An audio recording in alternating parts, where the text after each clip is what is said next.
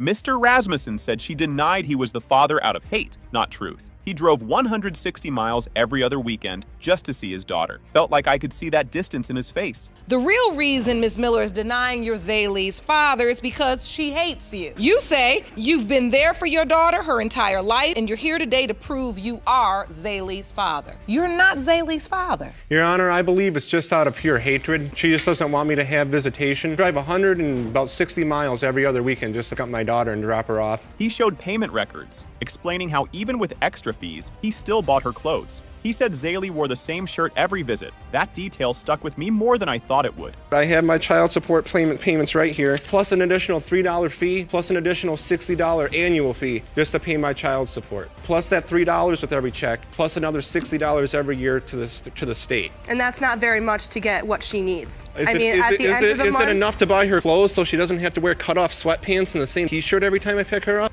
Ms. Miller said she was with another man during the month Zaylee was conceived. She said Rasmussen was in another state at the time. I didn't know who to believe after hearing that. She was conceived in March of 2011. He wasn't even in the same state. He was in Vegas. At that time in March, I wasn't even with him. I was with somebody else because he broke up with me because he cheated on me. I'll be the first to admit it was a mistake. He said he got the call at work, then rushed home and jumped in his car. The snow was deep, but he drove fast and reached the hospital before anyone else. A story like that pulled something in me. Zaylee was born, you were at a doctor's appointment, I was at home because I had to work that day. I was at my job as a cashier. I got a phone call and I answered it. They said she was going into labor. I went home, quickly changed my clothes, and I drove about 45 miles in Wisconsin in December, mind you, so it was about a foot of snow on the ground. I made it to that hospital in less than 35 minutes. I beat her to the hospital. Rasmussen showed a photo of himself at age 3 next to Zaylee's. He pointed out their chins and matching dimples.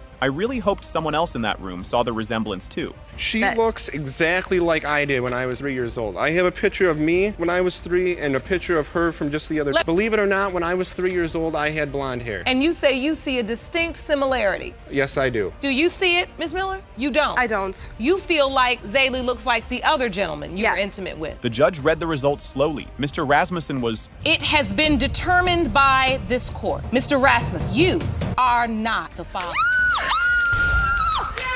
Miss Miller. He cried in court, saying Zaylee was his reason for everything. His words were soft, but the pain behind them was loud. I couldn't stop thinking about the way his hands shook. I am so sorry. I know this hurt you. Thank you, Your Honor. I don't know what I'm gonna do. She's my whole world. Everything I do is for her. She was the reason I went to work every day. I know you have a bond with her. I feel like my whole world is in ruins now. Judge Lake told Ms. Miller that Zaylee deserved to know the truth. She said this story would one day shape her whole life. That warning hit me deeper than I expected. Your child deserves to know who her father is. Whether or not that man wants to be in her life, physically present and participate. He does have a legal obligation. She'll one day ask, where's my father? Every action you take from this point will write the story that you will later have to tell. I wish you the best of luck. We have counseling for you. Court is adjourned. Ms. McBirth stood up with fire in her eyes and started throwing insults like knives. She called the child's mother trash, trouble, and a trifler without blinking. I felt the air in the room turn heavy. This woman is trouble. She is trouble with a capital T. She, as a matter of fact, I call her the 3 T's. Trash, trouble, and trifling. That's what she is. The little boy looks nothing like my son or any member of my family at all. Can I show it? Can I? Absolutely, ma'am. What did you bring? She pulled out a photo like it was evidence of a crime and held it high. She said the baby was white as snow and could never be her grandchild. I couldn't move after hearing that. A photo of your son and the child in question? Right. And you say the child looks nothing like your son? That baby white as snow. There's no way that could be my grandchild or my son's baby. He has no features like none of us. Nobody in my family looked like that. And just by looking at this child, you've determined and said to yourself, I do not believe that's my grandchild. That can't happen. There's no way. She yelled that she was tired of women dropping off babies like they were packages. Her voice was loud, full of years of pain and stress. It made my chest feel tight just watching her. I'm sick of all these little hookers trying to say my son is the daddy. I'm sick of it. I get babies dropped off here, dropped off there. I'm sick of it. But it stops today, because that baby is not my son. Here's the thing that she does. It is, sorry. That's a lie. No, that's it's a lie. not. Well, she's a liar because you just had a wild party that got shut down by the police station last week. Well, that's sweet. Hello. Ma'am. Yeah. The judge showed a sweet photo of the father kissing the baby on the cheek. Ms. McBirth looked at it and shouted that it made her want to throw up. I didn't know what to think. like your son is kissing the baby. It makes you want to It throw makes you wanna up. throw up, 'cause it's a Why? lie. For your son to be kissing an innocent child? Because it's not his. It doesn't matter, really, if he's showing the child love. It's not Your brother is sleeping with her and not using protection. Couldn't he possibly be Elijah's father? You know No, what? not in this case. Like the No, old saying goes, no. mama's baby's papa's maybe. Mr. Hughes admitted he heard the baby call other men daddy more than once. His voice was low, and his eyes looked full of doubt. It left me frozen in place. Mr. Hughes, have you ever heard Elijah call somebody Ma'am, else a daddy? few times. She was with, just like the last guy she was with, I heard him call him daddy. He's nowhere near my complexion. He looks 30 for real. Tell the truth, son. But, Tell the truth. She throws a lot of doubts in the situation, you know what I'm saying? I knew she was with another biracial dude before she was with me. Like so. 3 months before, and I was 5 weeks pregnant when we found out I was Yeah, pregnant. you get around, don't you? When the judge said Mr. Hughes is Pertaining to 2-year-old Elijah Jackson, and whether Mr. Hughes is the father. Mr. Hughes, you are Elijah's father. The judge said one day the child will ask why his family didn't want him. She warned they would regret this moment for the rest of their lives. It made me want to cry. It's Mr. Hughes' son. And everything you're saying right now, believe me, you will regret. I hope I do. No. I hope you I do. will. Never had. You will. You can't You will. Never had. It's not becoming and it's not necessary. You're right. The baby didn't You don't walk know the- into this world on his Right. own, talking about people's bridge, no bridge, hair, no hair.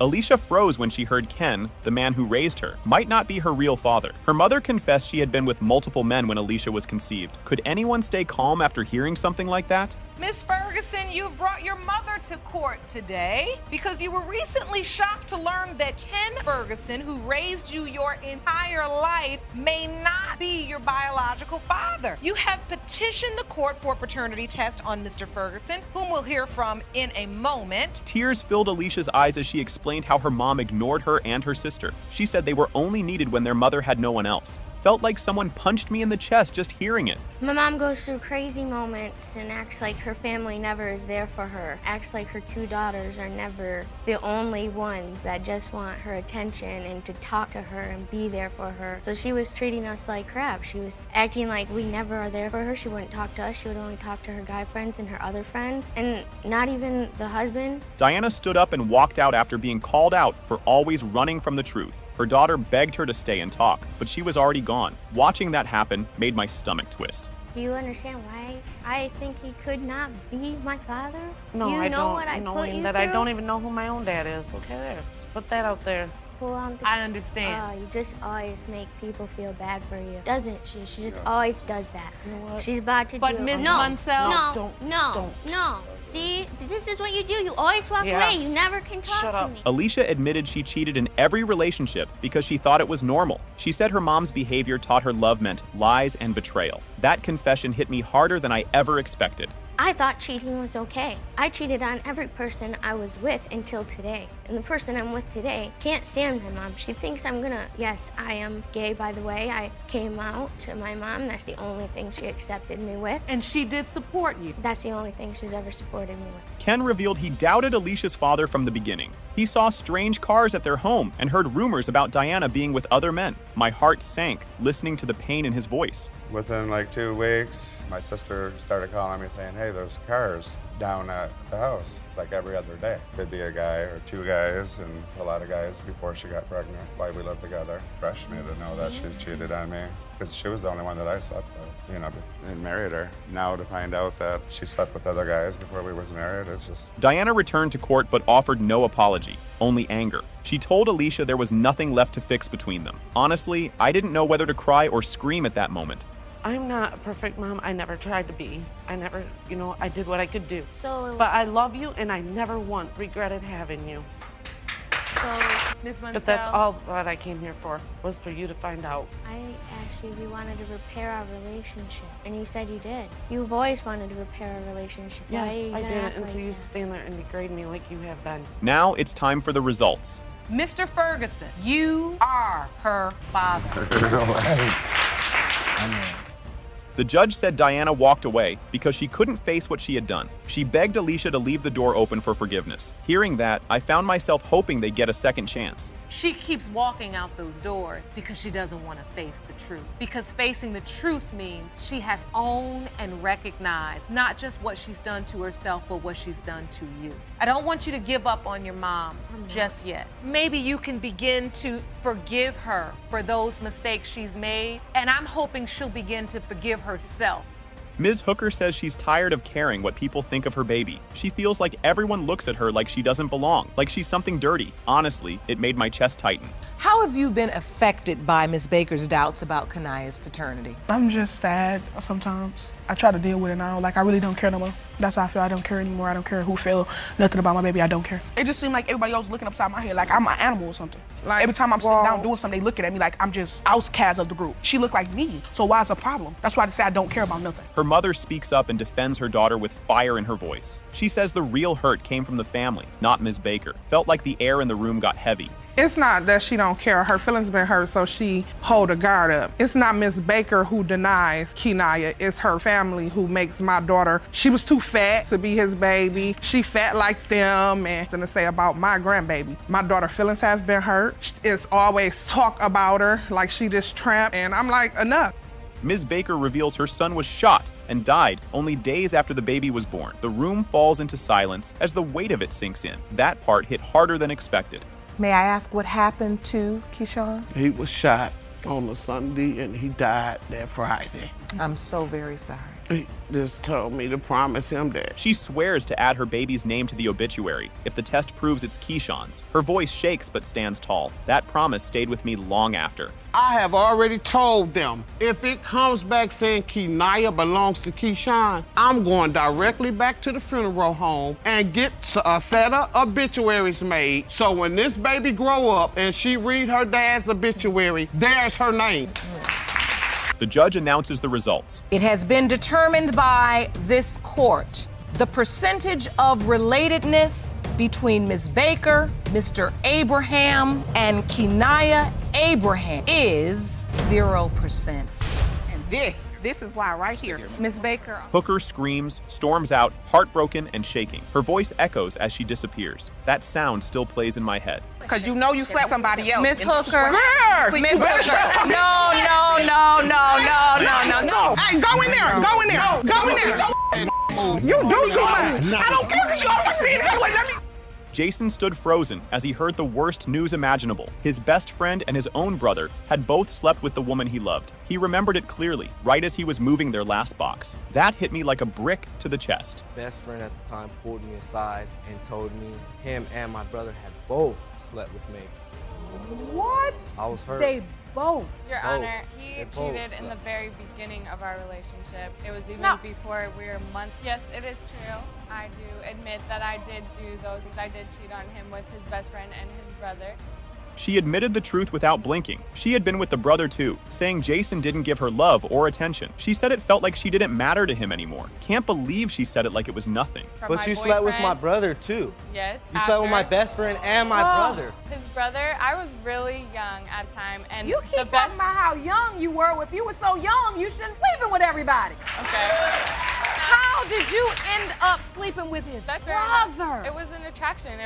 He was paying me the attention that Jason was not. Even while pregnant, she found comfort in another man who treated her better. She said she slept with him, even though she was still with Jason, and kept it secret. The way she said it made my stomach twist. When I found out I was pregnant, we had a lot of problems at that time. We had already cheated on each other. And then I met somebody else that was taking care of me. I ended up sleeping with him while I was with Jason. When you give birth Yes. to the child, he was there. Yes, he was there. I cut forward. I've been there since day one, taking care of the baby and this woman.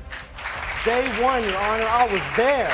One night, during a fight, she shouted that Jason might not be the father. He said it broke him completely, and the tears came fast. My heart cracked when I saw his face. I think we were in an argument, and out of nowhere she throws at me, "You're probably not even Jason, the daddy of Jason anyway." I crumbled Throw right it there, at him started like crying. that. I would never What? do that. You told me after this long that I'm not daddy and we're in an argument? What is it? Am I the dad or am I not? How you gonna break my heart like that? I love that little boy, and I know what it's like not having a dad there. Jason's close friend took the stand and shared how Megan sent selfish messages, demanding money. She said the relationship got messy the moment they started dating. Every word from that friend felt like a warning I should never ignore. The minute we started dating, all the problems came. Megan would blow up his phone. She texted him and was like, better keep your job, honey, because all I want is your money. I never, and ever bad. said And she that. was like, you know, all I want is your money. All I you need made to do my is go to own money, work. honey. And You saw the text. Megan did not like me from the gate. Didn't know I don't her. know. I really don't. I never had a run-in with her. I wasn't How can nasty I not towards like her. somebody and I it was didn't know? Megan's new boyfriend spoke with calm and said he never tried to replace the real dad. He talked about caring for Jason, showing up, and helping when needed. Something about the way he spoke stayed with me. I do things that a father is supposed to do. I never try and take the place of his biological father because I'm not his biological father. And what is it that you do for the child? I take care of him when Megan's working. If I have the day off, then of course I'm taking care of him. If he needs to go to an appointment or something, make sure he gets there. It's fun to be around. Of course, he's a 3-year-old. He touches your patience sometimes, but I mean, I know all about that. Judge Lake opened the envelope and read the truth. Jason was... When it comes to baby Jason Deggs, Mr. Deggs, you are not the father. Judge Lake stared at Megan and let her have it. She spoke with fire, saying Megan lied through the entire pregnancy and played with a man's heart. Every word made me want to shout, "Yes, exactly!" I am disgusted that you would perpetrate this lie on this man during your entire pregnancy up through a delivery room. That wasn't his child. I could tell by the look on your, he was more nervous than you were. Sometimes I have to get up and give what I think, but right now, you sitting up there and you got a cute face, but you got ugly ways. Jason stood in front of the judge, eyes full of tears, voice shaking. He said Jason was his whole world, and now he didn't know how to let go. That moment is burned in my memory forever. How am I supposed to say goodbye to him now? I don't know how I'm going to say goodbye to him. That's all I've ever known to be my child. What am I going to do? I live for him. I've been living for him. Listen. Everything you've done thus far has been the right thing. That's all I've been trying to do was the right thing for him. The man yelled that the kids weren't his and walked out the door like it meant nothing. His words cut deep, louder than any fight. My chest tightened the second I realized what he had just said. A lot of noise in my mom's bedroom. He coming out the room, going to the kitchen saying, well, those ain't my kids anyway. Your mother made a comment that really didn't sit too well with me and it hurt me. You guys didn't hear the whole comment. You know I was just mad. You know I was mad. While playing games with his friends, the brother heard the same thing and sat frozen. Everything in the room stopped when those words hit. That silence felt like it echoed inside me too. Sitting in the living room playing video games with my friends, I overheard what he said. So you overheard this as well? Yes, I did. Me and my friends actually, and I was just sitting there like we was having a get together. Everybody was at the house. Their mother, cornered by questions, said she wasn't sure who the real father was. She mentioned a name everyone had whispered for years. That kind of uncertainty left me feeling completely lost. I don't know who's the father. I just don't know. I don't know. So explain the different last names. Why my name is Razor, his name is Hunt, his name is Jacob, and your name is Hammonds. Where I get Hunt from? You say his name came from grandma. He been there for everything. Precious, I'm getting married in January. He's supposed to walk me down this aisle. She admitted she had been with Uncle Tommy, the same man they grew up around. The kids started, confused and hurt. That truth twisted my stomach in a way I didn't expect. Did you have a relationship with Miss Hammonds? You called this your brother. Yes, we had a physical relationship. It wasn't a relationship. You called that your brother. Miss Hammonds, were you intimate with Mr. Farmer? Is what he's saying true? That's Uncle Tommy. That's just nasty. That is not my father. No, There's a possibility I could be your father. Tommy appeared on video and confirmed the relationship wasn't love, just physical. The room felt colder as the kids tried to make sense of it. It felt like something cracked inside me watching their faces. Brother. Y'all say y'all brothers and sisters every day. That's not my sister. She's not my sister. Well, we established We're not related. that you all refer to each other possibly as brother and sister, like play brother. You're not related biologically. You're not real sister and brother. The judge read the results. Tommy was not the father. Precious screamed with relief and dropped into her seat. That moment hit like sunlight after days of darkness. As it pertains to 26-year-old Precious Razor, you are not her father. Oh my God! The joy vanished when the next result said Mr. Jacobs wasn't her father either. Precious broke down, shaking with sobs as the truth landed hard. I could barely watch her fall apart like that. As it pertains to 26-year-old Precious Razor, Mr. Jacobs, you are not her father. The test showed Mr. Jacobs was... Mr. Jacob, you are not Hector's father. The doctor that gave the procedure to deliver the baby, he handed me the baby and he looked at me. He said, "Are you sure this baby's yours?" And I looked at the doctor. I looked at the doctor. I'm like, "What do you mean?" He said, "Because this baby's white." I'm looking at him like, "What do you mean this baby's white?" This is a picture of Ileana when she was first born. And when the doctor made that comment. After she got pregnant, a letter she sent them. Her ex that she was dealing with had contacted me on Facebook. He was basically saying like, "Yo, Bryant, Jasmine, does she have you on child support and stuff like that?" And I'm like, "Yeah, she does. She's been having me on child support." He was like, "Well, that's crazy because I'm taking care of her too." So it's like... This case kicks off like a soap opera with yelling under the surface. Mr. Portis says he's not the dad, and child support is ruining his life. Ms. Middlebrooks is like, "Yes, you are," and court gets messy fast. Mr. Portis, you and your mother have petitioned the court for a DNA test because you are certain you are not the father of the defendant's daughter, Ava. Correct. You say your life has been ruined and need today's paternity results to set the record straight. DNA tests. No one showed up when they were supposed to. Portis missed court, so boom, he's stuck paying. Jasmine missed too, and now everyone's confused. Don't you have to get a DNA before you can be put on child support? We went You together. didn't show up to court twice. It was once. You paying child support for this baby? Yes. Thousands of dollars. But you say you've never had a DNA test. No. And that's because you had a court date. And he missed. So you were named And the they father by established default. paternity. Yes. Yep. That's how it works. True. Portis says they weren't together when she got pregnant. Jasmine says they were still a thing. Then Facebook exposed a secret boyfriend. Oops. But when she got pregnant, we stopped talking. We weren't talking at the time that she got pregnant. Like, she had hit me up and was like, "Hey, I'm pregnant and be prepared for child support." We were definitely and all this together. other We were stuff. definitely together. No, we weren't, because I found out that she had another boyfriend. Because I looked on her Facebook and I seen her with this dude. And I'm like, "Who is this?" And then she like, "Somebody I used to talk to." Jasmine wrote a letter to her ex after getting pregnant. She says it was just friendly. Portis isn't buying it. Judge Lake gives them both the serious look. After she got pregnant, a letter she sent them. Wait a minute. I sent the guy a letter telling him that I was pregnant, letting him know what was going on. This is exactly why young people don't have no business making babies. You can't even tell the story to make no sense. Miss Middlebrooks, what was your relationship with this other guy?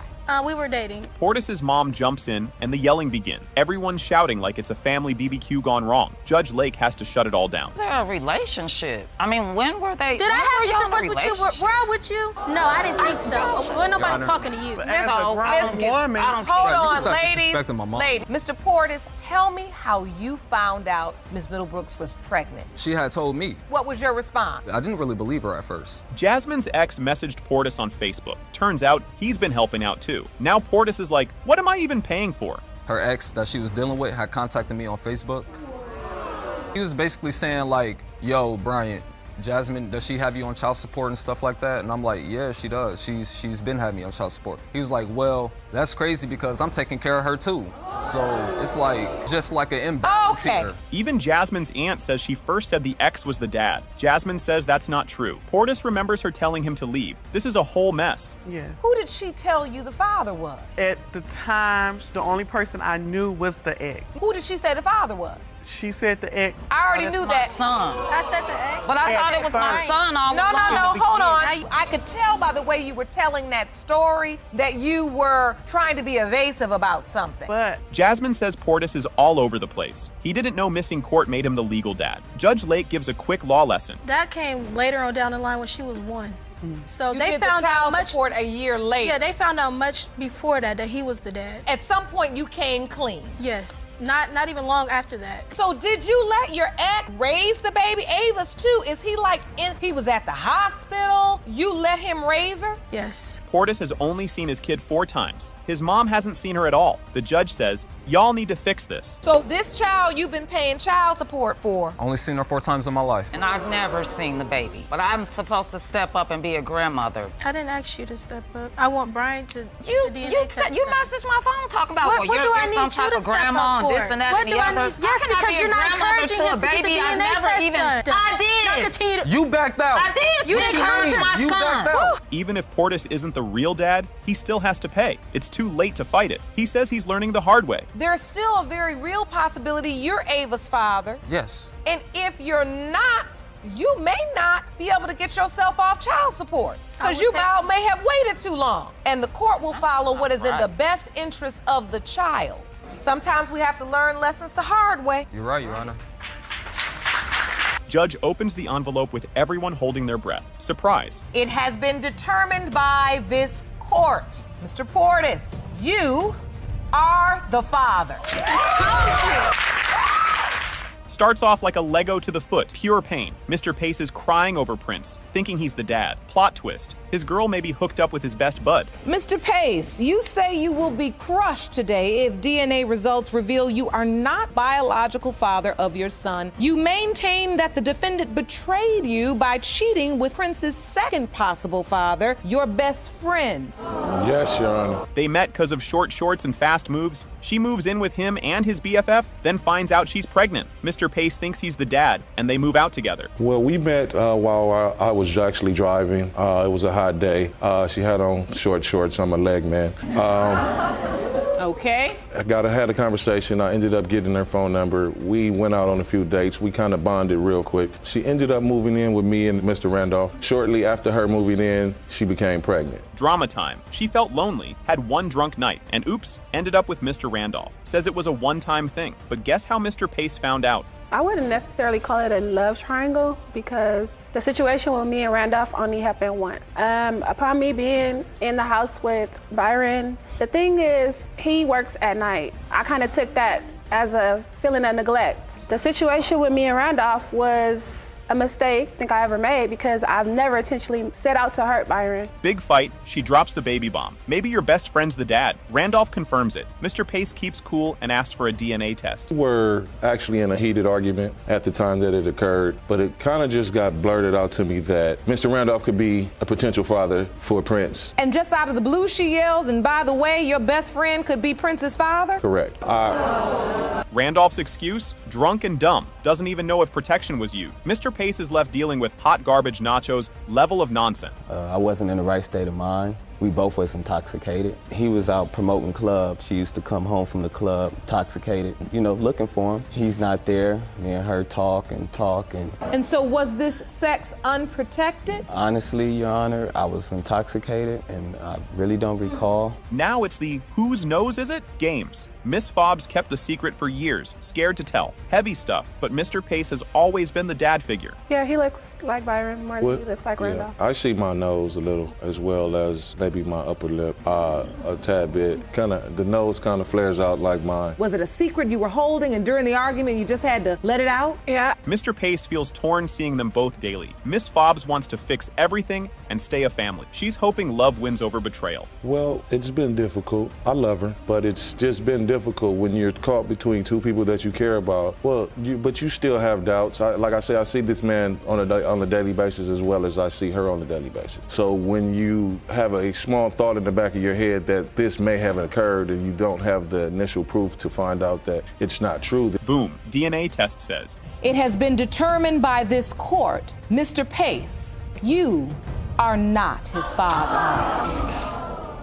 This whole thing started like a cartoon fight with big drama. Mr. Kidd says he got tricked into being a dad, and Ms. Rawlings says nope, he can't even have babies. And just like that, we're off to the races. You say Ms. Rawlings is a manipulative user who convinced you that you were the father of her son, Nathaniel, then changed her mind when someone better came along. You and your mother say Ms. Rawlings' mind games have wreaked emotional havoc on your family, and you are 100% positive you are her son's father. This love story is more like a messy sandwich. She was with Kidd, then another guy, back and forth like a seesaw. Sounds like a baby mystery was already cooking. How it happened was we met through a mutual friend. I didn't know anything about Mr. Kidd starting off. My mutual friend ended up leaving, and the situation that I was in, I didn't have anywhere to go. Everything progressed and everything started off. Somehow another female came into the picture, and I went off and did my own thing and was dealing with him and another gentleman also. Now we're talking about blood and science and maybe magic. She says Kidd told her a baby with him would be danger zone, but his mom says that's not how blood works. When I found out I was pregnant, Mr. Kidd told me himself that he had some type of rare form blood disease and that me and his child would die if I was pregnant by him. It's not a rare blood disease.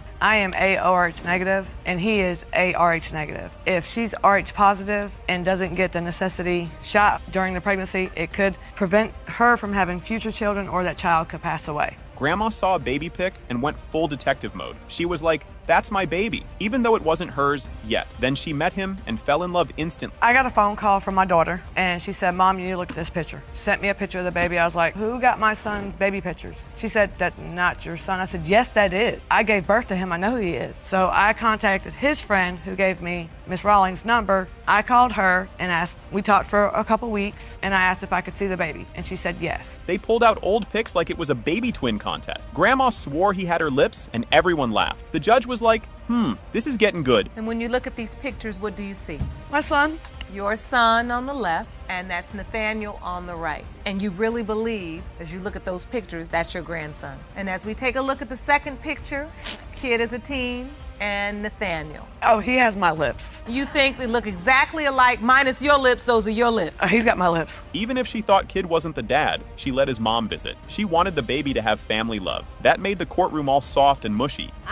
Me being me as a mother, and I wasn't able to grow up with my father. If Mr. Kid can't see the moments that he's missing, at least his mom will be able to have them, and his family has some stories. Here at the defendant podium, you say you know Mr. Kid is not your child's biological father. Yes, ma'am. Grandma says she was never told, "No, you're not grandma." They shared baby pics and stories like a real fam. But now the other guy is sneaking into the story. I've never one time been told I wasn't the grandmother. She did not ever say. She said it's a possibility between this one guy and my son. And as I sent her picture, she's like, "Yes, I believe it's Kevin's." Did the other guy, the other potential father, did he ever acknowledge that he could be the father or express interest in being in Nathaniel's life? Yes, he did, because he was the one that actually told me to get a test. The other dude showed up at the hospital like it was his baby. His whole family thought so too, but no one signed the baby papers. The other guy actually came to the hospital after I gave birth to Nathaniel, and they instantly, you seen it in his face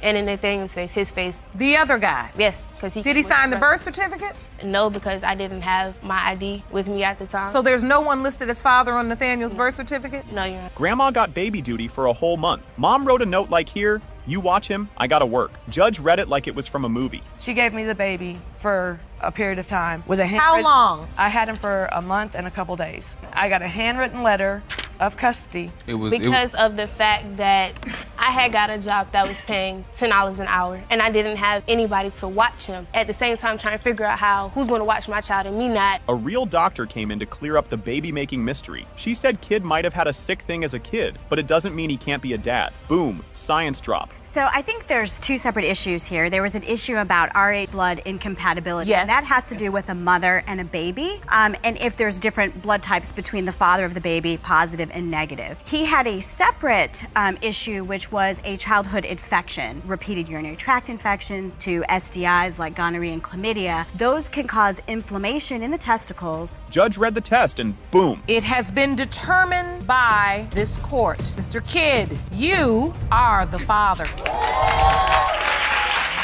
This whole thing kicks off wild. Judge says it's Beto v. Bolton, and Ms. Beto's mad over a DNA test. She says it ruined everything, and we just getting started. Ms. Beto, you say you were furious when the defendant asked you for a DNA test on your 7-month-old daughter, Ileana. Now you claim that request has broken up your happy home. Bolton been here before and found out he wasn't the dad. He was hurt, but moved on. Now here again. Baby drama seems to follow this guy. Mr. Bolton, you are not his father. Mr. Bolton, so what has happened since you were last here? Since last time I was in court, I was very devastated to find out the news about the young boy not being mine. When the baby was born, I cut the umbilical cord, the doctors wiped the baby off, and they gave Miss Beto the baby. Doctor handed him the baby and said, "You sure this one's yours?" Like, bruh. What? Bolton been shook ever since. The doctor that gave the procedure to deliver the baby, he handed me the baby and he looked at me. He said, "Are you sure this baby's yours?"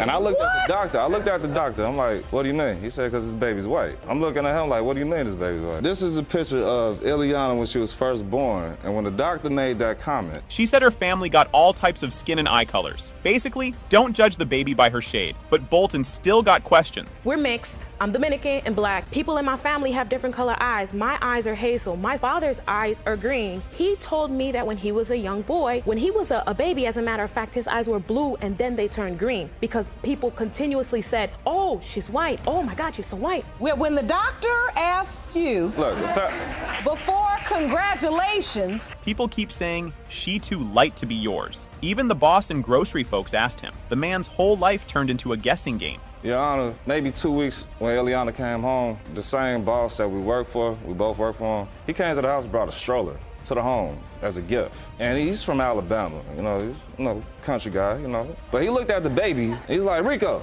this baby yours? I look at him like, what you mean? He says, this baby's white.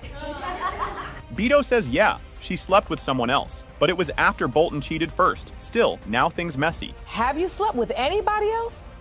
We actually broke up last year around August, and it was due to infidelity on his behalf. Before, I got a couple buddies I hang out with. They do things on the side. Your Honor, now, I saw my the texts from the being with females. that point where I should cheat just to make you happy. Because this is what you're doing. You put pressure on me. They tried getting back together, but then, bam, text from the other guy. Plus baby pics that looked a little too familiar. Bolton's radar going off. When she came back together, we got together. We moved back in the same house together. But in the midst of this, she's still going out there to her family's house. Middle of the night, I pick up the phone. Text messages from this guy. So I have reason to believe, like, okay, you tell me you stopped messing with him. I still think that you're still with him. He saw text messages from the guy. He never saw me respond. He shows pics like he's on a baby detective show. Says both babies look like twins. Everybody's confused now. His daughter looks like my daughter.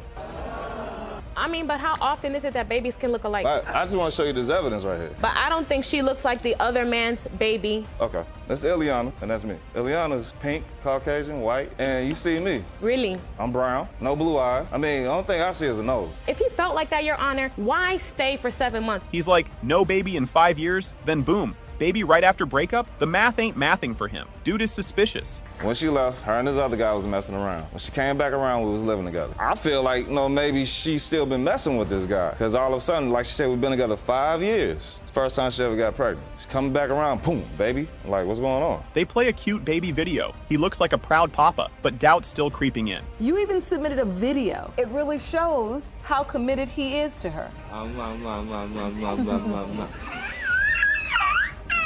Say hello. Bye-bye. See y'all later.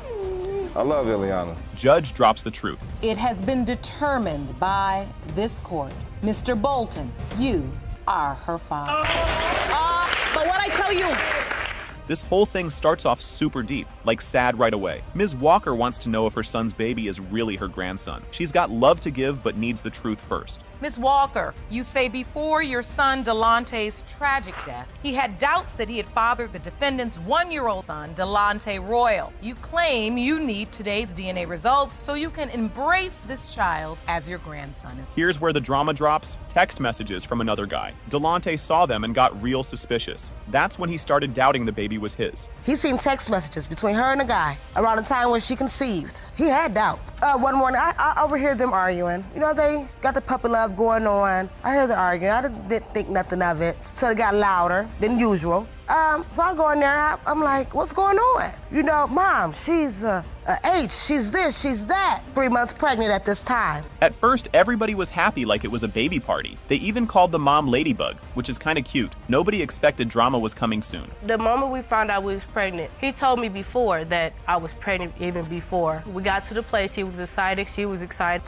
When they told me, my son came to me, he said, Mom, what if I tell you that I got a baby on the way? With who? Ladybug. I'm like, okay. So I immediately get on the phone with her. Oh, we're gonna go take a test today. We went and took the test, came back positive. We all were happy. Delonte said he was cool about the baby, then secretly told his mom he wasn't sure. He didn't want to ruin the mood at the hospital, but inside, he still needed answers. The day of the birth, we're all in there, we're all happy. It was her, kissed the baby on the forehead and everything. She asked him, she said, Delonte, do you wanna, when she asked him, did he want a DNA test? He looked around, seen her family members, he told her, but then Later on that day, he looked at me and Mom said, yes, I need a DNA test. Oh. Turns out he didn't sign the papers because he didn't have his ID, but his mom thinks he just didn't want to. So now we're all like, what's really up? Why he didn't sign a birth certificate, Your Honor? He didn't sign it because he didn't have his ID. When we kept telling him he was being irresponsible, that was not my fault. He even got his dad's first name and middle name. Would have gave him his last name, but he did not have that ID. So that was not my fault. I believe it. You just thought he was being irresponsible and he just forgot it. It was so much going on. Yes. 3 weeks later, Delonte passed away. Ms. Walker held on tight to the baby and mom, but that old doubt didn't go away. So how soon after baby Delonte was born did your son unfortunately pass away? 3 weeks. Oh. I drone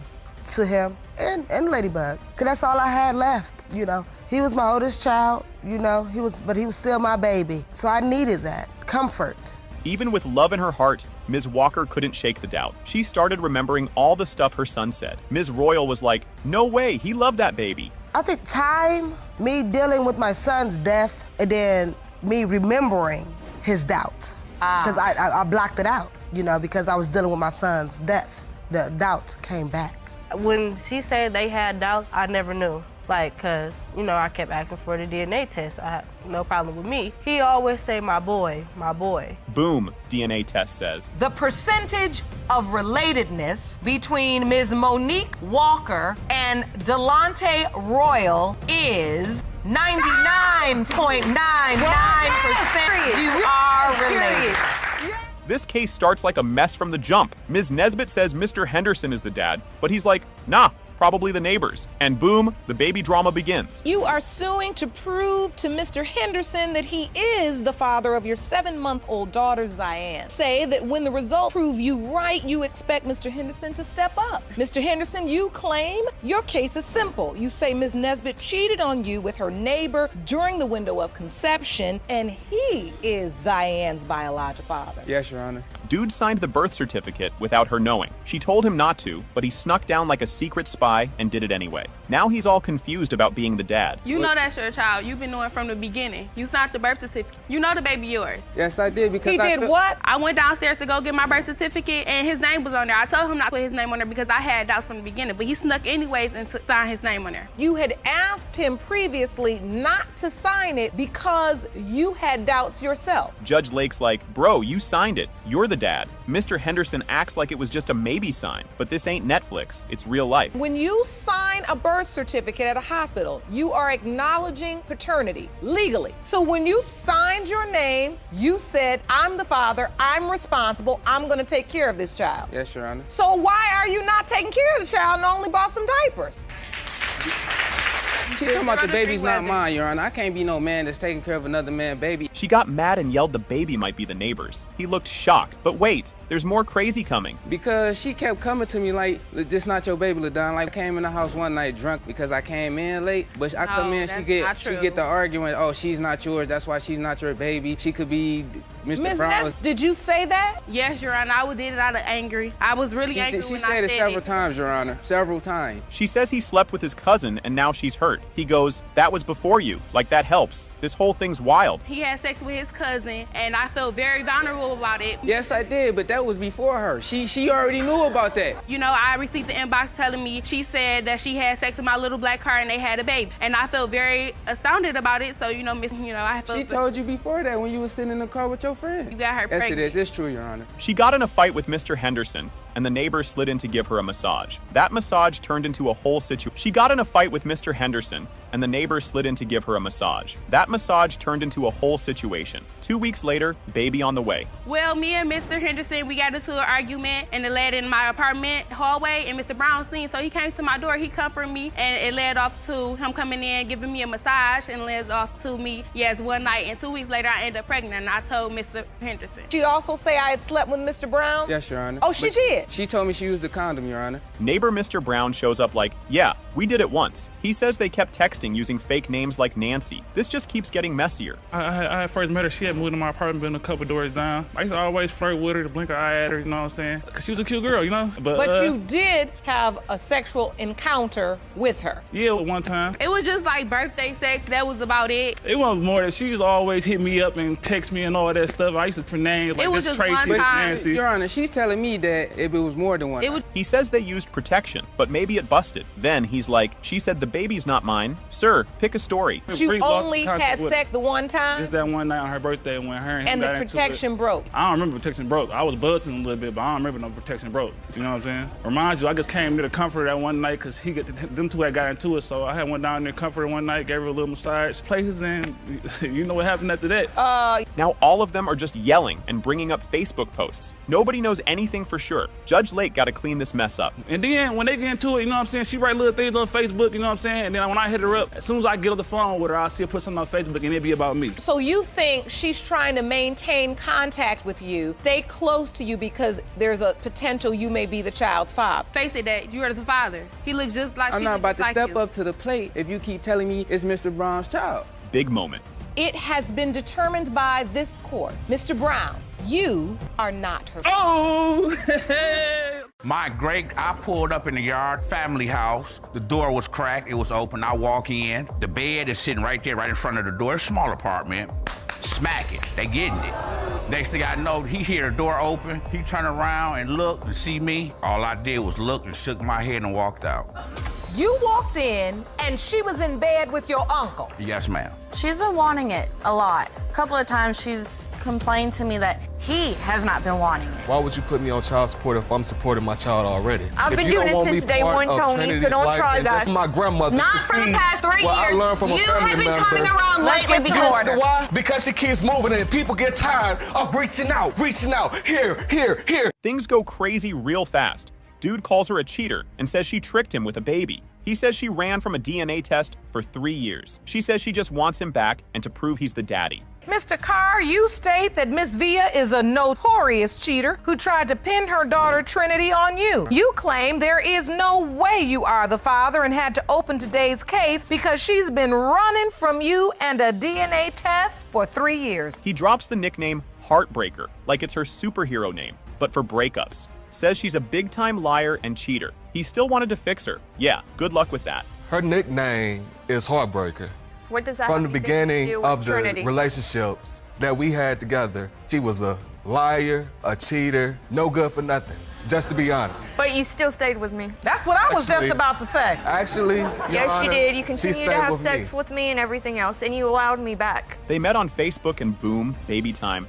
One night stand turned full-blown relationship. He says she wouldn't leave him alone after that. He hit me up on Facebook, and it went from a one night stand to us having a kid. Wow. And it turned into a relationship Yes. from just meeting on Facebook. Yes, Your Honor. What you were just No, like, no, Your Honor. we want to do this? The problem was I couldn't get rid of her, Your Honor. She says she cheated but told him after. Like that makes it better. He says it wasn't one guy, it was 8. This turned into a math test real quick. Was it always the same person? Basically, yeah. No, Your Honor. She Yes, cheated it was. 8 different times with 8 different people. 8 different times with Yes, 8 ma'am. different people? You're a liar. Tony. Wait a minute. There was times I did cheat on him, and there was times we were broken up. You're next round, sitting just here like he admitting kicked that me you're out cheating now. to So sleep with another with that girl in being a place we said, share together. So you need to get the story straight and tell your my whole part point too. is, He's doing calendar math like a detective. She says baby was made on Valentine's Day. He says, nah, you were already pregnant. the times of conception was she slept with a man on the 31st of January. Tony, Me and she her was- slept together on February the 14th. 3 days later, the 17th, she tells me that she's pregnant. I'm like, how are you pregnant? Tony, you're a liar. How in the world do you know that you're pregnant? She says they made the baby in the back of a car while his friend drove.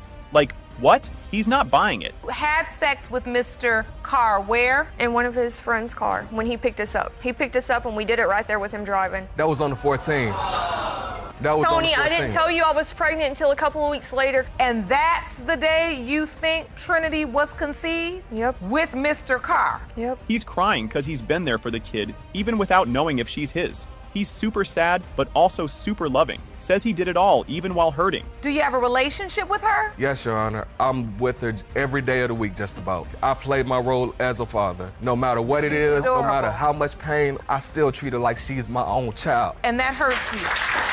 I can see how emotional that makes. Because I didn't deserve that. I didn't deserve to go through what I went through. But you kept taking me back. He says the baby is his queen, and her smile makes everything okay. He's still unsure, but full of love. Says it's both sweet and super painful.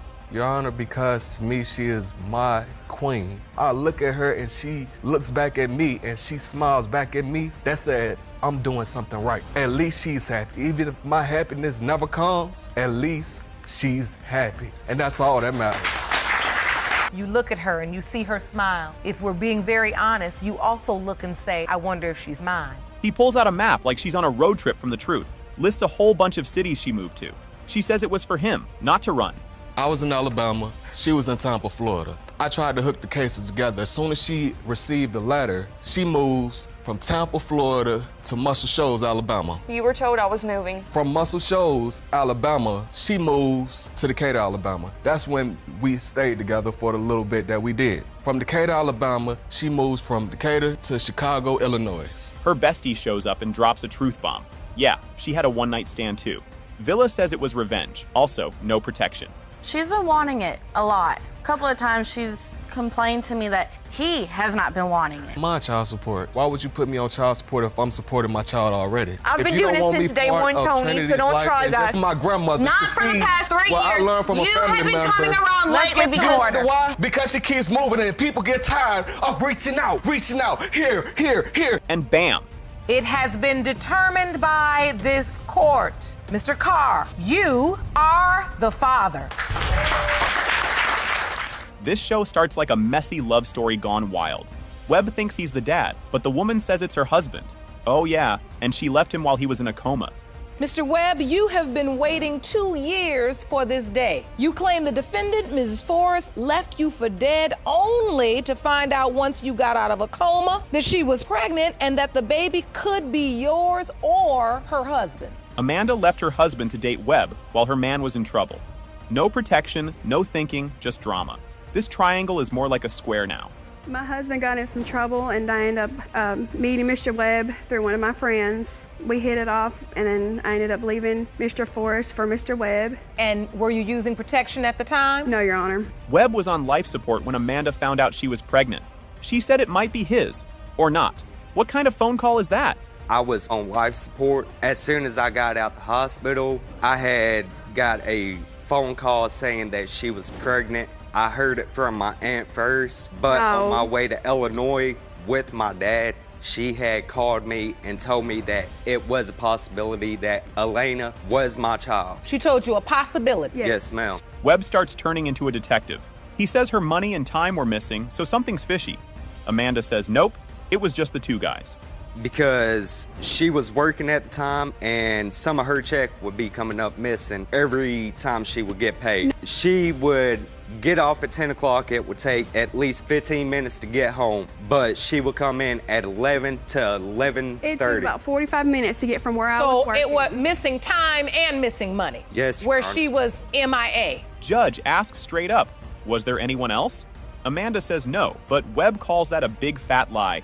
This is getting louder by the second. Were you sleeping with anyone else besides Mr. Webb and your husband? No, Your Honor. Which I didn't get back to Miss Forrest until after Travis had done left, or Mr. Webb has done left. Your Honor, I have a letter from my mom where I was on life support when she came to drop my stuff. Which we were already broken up by then. She had moved into a motel. Webb brings a letter from his mom like it's court homework. Says Amanda moved into a motel with her husband while Webb was almost dying. Amanda says they were broken up. That is a statement from my mom, and he was there the very next morning in a motel with her. Is that true? We were already broke up. We've done called it. Well, after they done broke up, like 3 days before he ever went to the hospital. No, Your Honor. He's in the bed on life support, and now you have reconciled with your husband. Yes, Your Honor, but I tried to see him. His mother would not let me see him. Amanda says baby was made the week she was only with her husband. Webb says hold up, We did it the day before I went to the hospital. So, the math ain't mathing. My daughter was born on May 9th of 2013. And then you take it back 9 months later, that takes it to the week of August 26th through August 31st. You were sleeping with your? Just my husband. The thing about it, Your Honor, is the day that before I went on to life support, we did have sex. The baby-making dates are way too close. Amanda says the baby looks like her husband. Judge Lake is like, girl, looks don't prove nothing. Now you here to tell me you know for sure that your child is fathered by Mr. Forrest and you've got this close proximity? She looks just like my husband. She takes after him. But you do realize this difference in time, this is all a part of the same window of conception. You do understand that, right, Ms. Forrest? Yes, Your Honor. He wasn't there for the birth. Why wasn't he there for her? Webb tried to visit, even spent his last $80 on gas. Amanda ghosted him, changed her number, and vanished. That's a real parent trap. I have not met Elena. We have set up dates plenty of time. Illinois, whenever she told me that I could meet Elena, I spent the last $80 I had to put in gas. She had backed out, changed her phone number, and blocked me on Facebook. 3 weeks later, I tried to contact her to meet Elena, and she would not contact me back. Amanda says she's scared Webb will take the kid. Webb says they could have met in public, but she still said no. Judge is like, what are y'all doing? I'm afraid that if he does get to see my daughter, that he can run off with her, and there's nothing I can do to get her back. So you admit, yes, Your Honor, after you initially informed his family that where she's going to be born. He wasn't there. I had a difficulty of labor. I had a seizure. And Amanda still says Webb can't see the kid until DNA says so. Even her husband's like, huh? Judge Lake is ready for the truth. And until the DNA comes back showing that he is the father, he will not see her. I'm sorry, that's just the way I feel. So is this Miss Forrest's idea or yours? This is mine. That's what I thought. So I think it's time we go to the result. Judge reads the results. That her biological father is Mr. Webb. Ms. Hummel shows up saying Mr. Pack is Lola's dad. He says, nope, not me. And boom, we got a love triangle mess. Ms. Hummel, you claim you were caught in a love triangle with the defendant and his current girlfriend, which has left him denying he fathered your 8-month-old daughter, Lola. You have petitioned the court for a DNA test to prove that he is her biological father. Hummel throws shade at Pack's new girl and says her baby might not even be his. Fuentes admits she slept with her ex during a break. The crowd goes wild like it's a game show. If anyone needs a DNA test, he needs to get one for the other child. What other child? My child. She just had a child 2 months ago. She has been known to sleep around while in relationships. Well, Ms. Fuentes, we hate to bring up the past, but since it's on record, you've appeared in this court. I have. Before? Yep. Judge says we need science, not guesses, and orders more DNA tests. Fuentes thinks looks prove things. Judge is like, nah, girl, bring the facts. This baby looks nothing like them. He looks like him. I know that baby is his, so. I wish we could go on looks, but we can't in this courtroom. And the truth is, regardless of what you think and what you believe, and you can bet your bottom dollar if you want to, it still doesn't mean anything, because the truth is, Mr. Pack just stated in court that he is concerned. Yes, Your Honor. Hummel and Pack were on and off since forever. She kicked him out, and he ran to Fuentes. Turns out he was crying happy tears at the baby test. We started dating in 2015. We've been on and off since then, and we broke up when I was about 12 weeks pregnant because he wouldn't get a job, so I kicked his out. That's a lie. That's a lie. But okay, so you told him get out. Yes. And you broke up with him, which means he went over to Miss Fuentes. Yes, 48 hours later. Pack says he saw Hummel with another guy right after they broke up. Fuentes says same, and boom, doubt. Hummel says they're both wrong. When he came to my house when they broke up, and this was, 3 days later? And as we're going down the street to my friend's house, we saw her walking out of a house with another man. So he has reasonable doubt to think that this baby is not his. Your Honor, there is also another 2 guys in the beginning of the relationship before I came that lived in the vicinity where she lived at. Pack pulls out a calendar like it's a science project. Says he wasn't around when the baby was made. Hummel says, dude, you were at my house every night. So, Mr. Pack, you say that during January, February, and March, you were broken up with Miss Hummel. You had no sex with her. Yes, Your Honor. Which is smack dab in the middle of the time you say you had no sex with her because you were broken up. Is that correct? Yes, Your Honor. Correct. Hummel says Pack hasn't helped with Lola. Pack and Fuentes say yes, we did.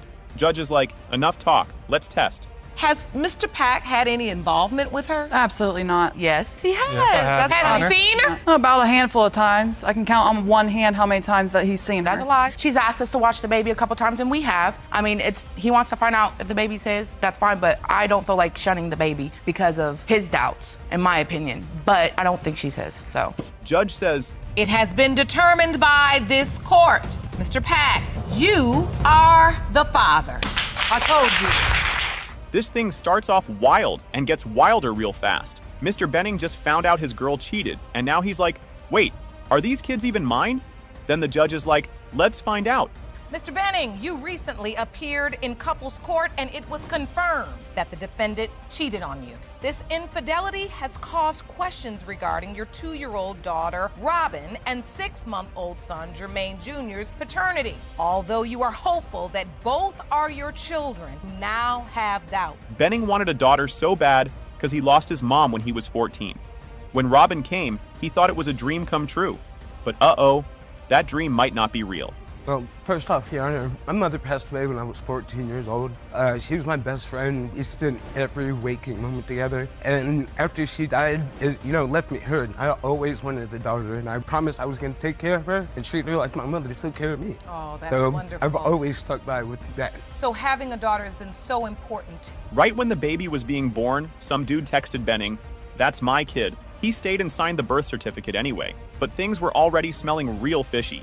It actually happened during labor, Your Honor. I was in the hospital sitting across, and I received a text from a guy telling me to leave the hospital because that's his baby and he needs to be there. What? I am in labor. So you get the text and you know who it's from? Yes. What do? You can't say anything to Miss Bodine while she's in labor, can you? I just kept going and I signed her birth certificate. Bodine says she tested the guy who texted, and he ain't the dad. But Benning's like, girl, I know there's more dudes. Yeah, this just got messier. Because, Your Honor, I stood up, did the woman and the mother thing I had to do, and got the other guy tested. Oh. And he wasn't the father. And you submitted those results to the court? Yes, I did. The results read that the probability of paternity between you and this other guy is 0%. Yes. Turns out she tells him he's not the dad every time they argue. That hurts more than stepping on Legos. And now he doesn't trust anything. The DNA test doesn't mean anything considering the fact that she's cheated on me with more than one person. Oh. There could be other guys out there, that's just one, As well as, Your Honor, anytime that something is wrong, I'm also reminded, oh, you're not her father. As soon as we start to argue, I'm the father. You say stuff to hurt my feelings, why can't I do it? Have I ever told you that you're not the parent of your kid? He thinks Robin is like his mom coming back. So saying she's not his feels like losing his mom all over again. Yeah, now we're all crying. That little girl right there is my mother come back to be with me. And when she you looks tell me just that, like your when you mother. tell me She's she's her not mine, it feels like you're taking my mother away from me again. Look at them. Look, they're twins. She's beautiful. They are. They do look a lot alike. Benning plays with Robin, but always has that voice in his head saying, she might not be yours. Random dudes text him saying they're her dad. That's not just drama, that's chaos. Yeah, I had to change her diaper and look at her and play with her, and she's calling me daddy, and there's something in the back of my head saying she might not be. There's a text message on my phone saying she's not yours. There's people calling me on my phone saying I'm her dad. After a certain time, you can't just ignore it anymore. It just keeps happening. It's hard to ignore. Now he's like, wait, is the baby boy mine too? And honestly, fair question. Time for test number 2. And to be honest with you, after all this has happened, depending on the doubts with Robin, I wouldn't know about my son as well. I think it's important that we get this family some clarity. Yes, sir. Yes, Your Honor. I think we need to first go to Robin's results. Judge reads the paper and boom, he's not Robin's dad. He cries but says, I'm still staying. My dude deserves a trophy. It has been determined by this court. Mr. Benning, you are not the father. Doubts about Jermaine Jr. Turns out Bodine told him the baby boy might not be his too, just to be mean. And she admits it. That's just cold. After all that, I get a text telling me, oh, I want a paternity test for Jermaine, too. Like, why would you say that? And that was submitted to the court. Yes, it was, sir. I'm filing papers for a DNA test on Jermaine. That'll cause paternity doubt 24 hours a day, 7 days a week. It sure does. Every day. This case started like a TV show with extra drama. Ms. Smith says Mr. Lewis only claims her when he wants something.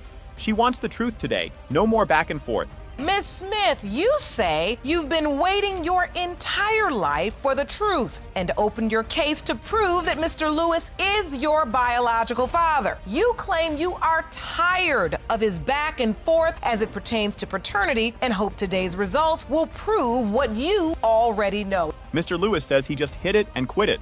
Yep, he said that in court. He doesn't think she's his kid at all.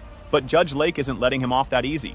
Your Honor, first of all, her mom, me and her, we got to dating. Wasn't no relationship going on. It was just a hit and quit thing. That's all it was. But there's a whole bunch of people here in this world from a hit it and quit, because you can make a baby right quick. Right quick, that's true. I agree with you 100%. She's not my daughter. She's not mine. He took the baby home even though he says she's not his.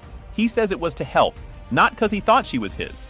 Brittany doesn't think he's some big hero, though. I had moved out of town. A friend of mine I had ran into told me that Liz was pregnant. When I came back to Cleveland, Ohio, I ran to another friend of mine. He said that Liz had a daughter, baby girl, and it's supposed to be your daughter. Got a baby. I'm a real man. I go and see my ex-wife right there. Me and her, we was together. We went up there. Brittany says he was in and out of her life like a ghost. She waited 25 years just to get a test.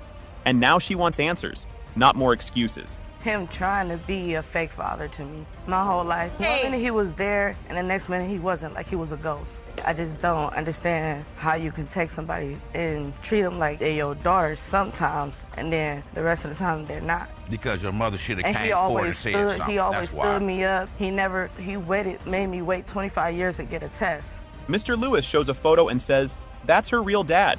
He claims it's his own great uncle. And yep, things just got super weird. This is a photo of a man? Yes. That's the man. Yeah, tell me about it, Your Honor. Yeah. You believe this is her biological father? That is her father. You know why I say that? Because that's for the simple fact, because I caught him and her mom having sex. How do you know this man? That is my great uncle. He says he walked in on his uncle and her mom. Yikes. Brittany never heard that story before. She thinks he's just trying to blame someone else. I pulled up in the yard, family house. The door was cracked, it was open. I walk in. The bed is sitting right there, right in front of the door. It's a small apartment. Smack it, they getting it. Next thing I know, he hear the door open. He turn around and look and see me. All I did was look and shook my head and walked out. You walked in and she was in bed with your uncle? Yes, ma'am.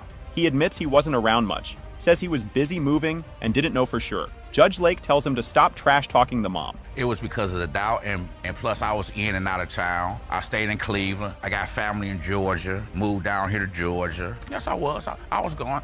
But she was getting things from her mother. Her mother was pumping her head up with things, that she wasn't nothing but a street hood. That was it. That's her father right there, though. His ex-wife says he told her Brittany was his. His real daughter says Brittany is still her sister. Everyone starts crying for real. He had brought me his daughter. He told me he had a daughter. And I seen Brittany for the first time, and I said, wow, she looked just like you. Assuming that what he said, this was his daughter. So I took care of her for a long time. Did he tell you when he brought you the baby, this is my daughter or this might be my daughter? He said it was his daughter. All right. Ooh. Moesha says Brittany isn't alone. Brittany says she feels totally flat inside. Then Judge Lake grabs the test results. Because, first of all, Your Honor, he is good at doing that, as in, like, he had got a paternity test with me, and it's so hard to explain because. See, you can't even say it. Because it's just so sad because she, like I said, because I really grew up with Brittany. It has been determined by this court, Mr. Lewis, you are not the father. Oh. Right. This episode starts wild. Ramirez says Jordan's a deadbeat who won't help with their baby Mila. She wants the truth today. Ms. Ramirez, you have dragged your ex-boyfriend to court because you are tired of him denying your 4-month-old daughter Mila, and you're hoping today's results will make him finally step up. Jordan claps back saying Mila's not his and calls Ramirez a liar, but he says he helps with their other 2 kids. He's here to prove it's not his baby. I'm just here to prove that Mila's not my baby. She's a liar, like pathological liar. We have 2 other babies together, and I've taken care of Levi and Adrian. Like, I've stepped up. I've changed their diapers. Like, Adrian was here for 7 months. I took care of him. I do everything for them. You hadn't seen them in over a year. The last time you came was last That's because you don't week. let me. What you mean? You're broken. You don't have the money to come down. Well. He says he moved away and wasn't even talking to Ramirez like that. Just chats about the kids.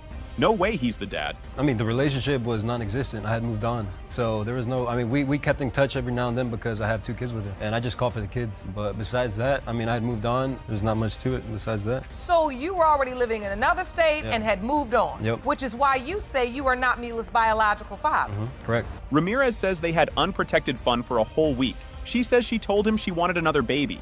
That's when she says Mila happened. The week he had came to visit, he was coming down with a friend.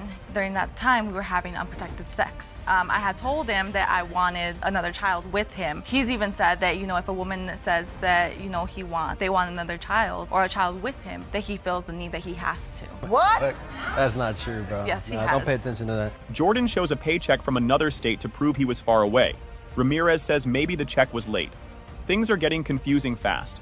I have proof right here that I was in Georgia. I got a pay stub. If I could submit this to. So this is proof that I was working in Georgia. you were working in Georgia. This is a check for you, Elias Jordan, dated the 22nd of March, 2018. That's the week you say, Ms. Ramirez, he was down there with you. She says she was with another guy, but used protection.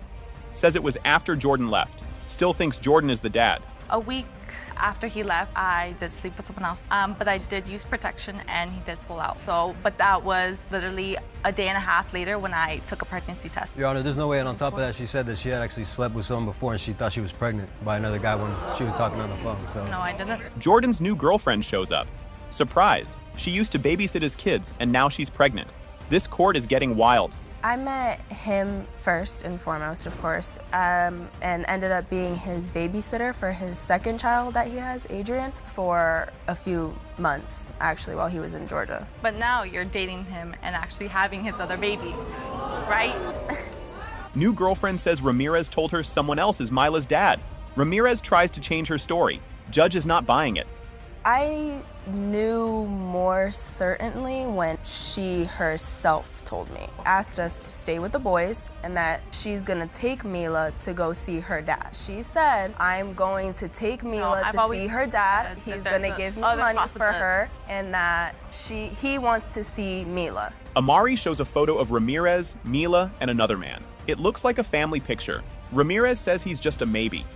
So this is a picture of Ms. Ramirez, Mila, and then the other guy? I've never posted that. Well, this looks like a family portrait. Does he believe he's Mila's biological father? He knows he's a possibility.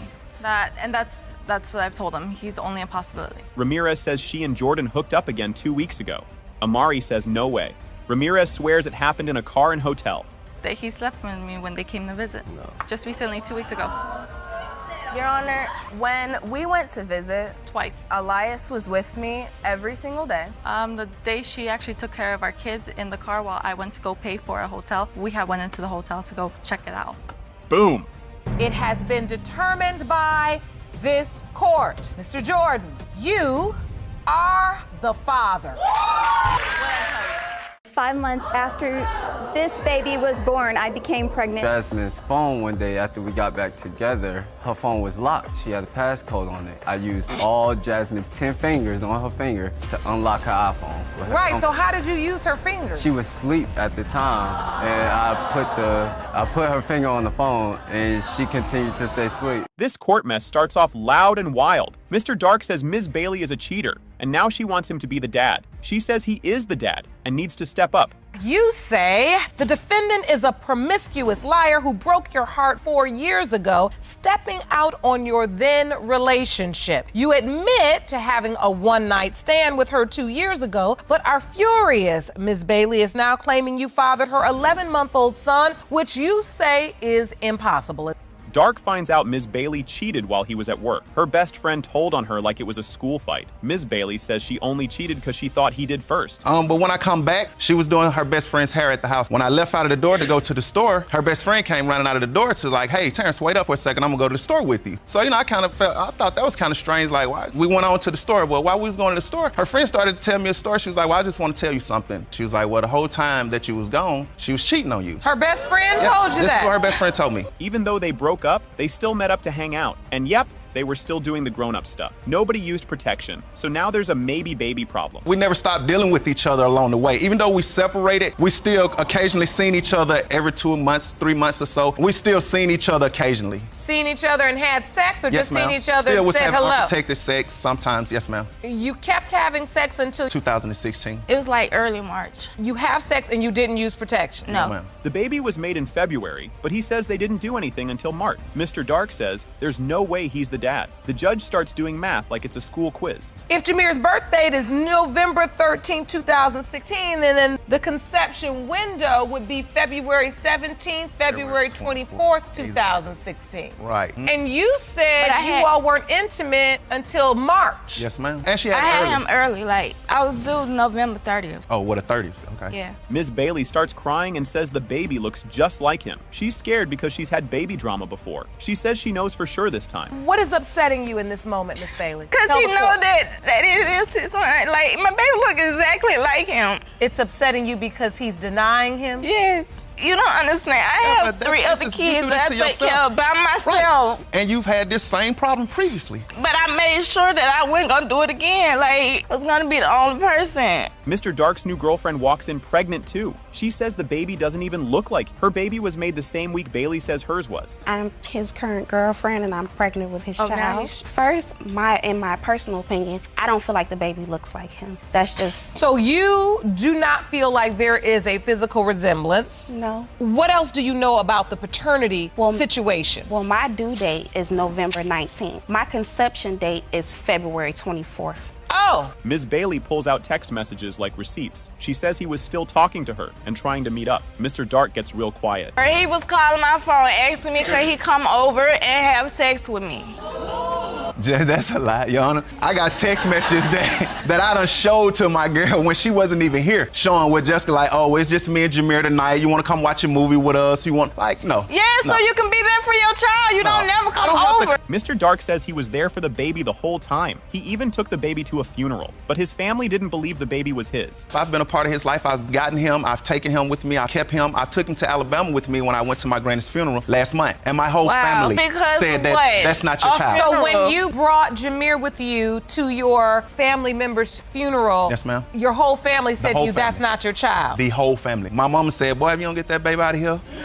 Ms. Bailey says she didn't have parents growing up. She wants her baby to have better. The judge feels for her. That he step up, that he do for my baby. Like, I don't understand. And I grew up without my parents, so I want him to be there for Jameer. And it was very hard for me. And it was very you hard. do not want that for your son? No. Judge says signing the birth paper means you're the dad, even without a DNA test. Mr. Dark looks shook. Now he's legally stuck unless a court says otherwise. Even if he has not bought him something, he will be buying him things and paying child support because you put your name on that birth certificate, and that makes you the legal father. You do understand that, right? By signing that birth certificate, you have said to your state, I am acknowledging that I'm the father of this child, which means you're responsible to take care of the child. You're going to be responsible for child support for this child. The test comes back, and guess what? It has been determined by this court. Mr. Dark, you are the father.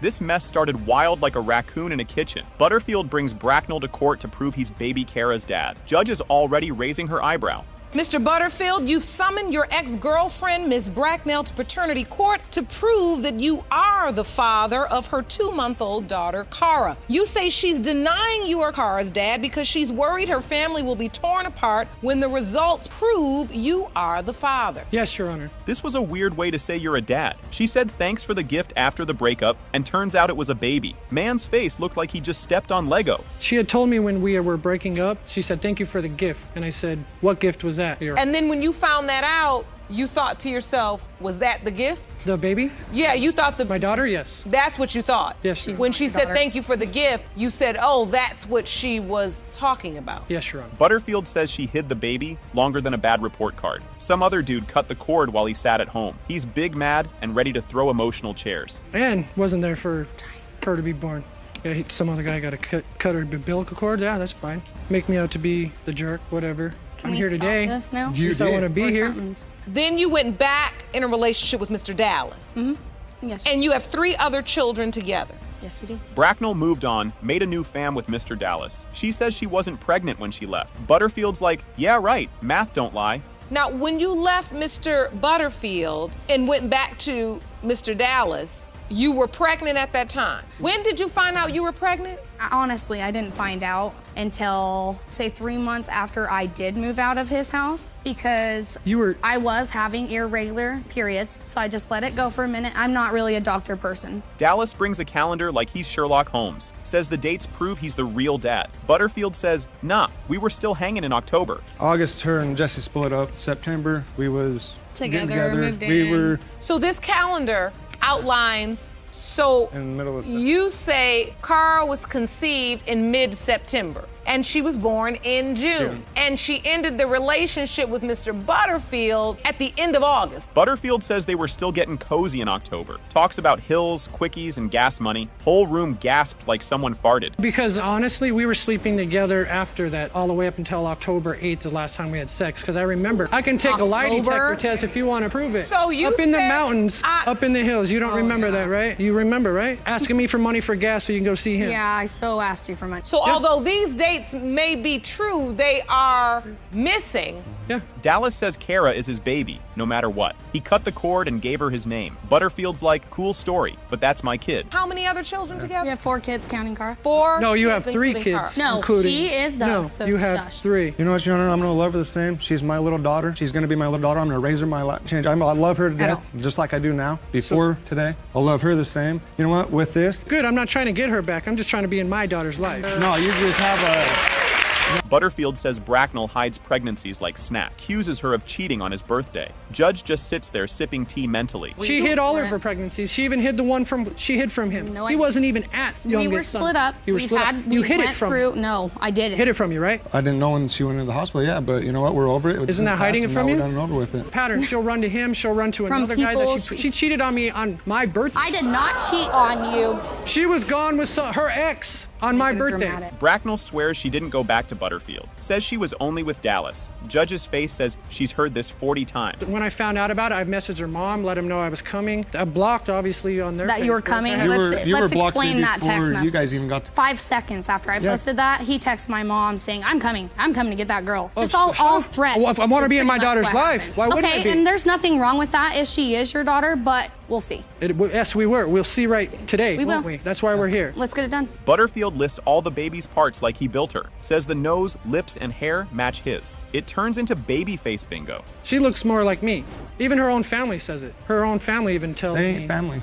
They look like me. She's got my nose. She's got my lips. We'll see. She's got my brown hair. We'll see. All her boys are blonde. So you are convinced, Mr. Butterfield, this is your daughter? Oh, I'm 100% convinced. Ms. Bracknell, you say you have no doubt, and Mr. Dallas, you say you have absolutely no doubt. Yeah, sure.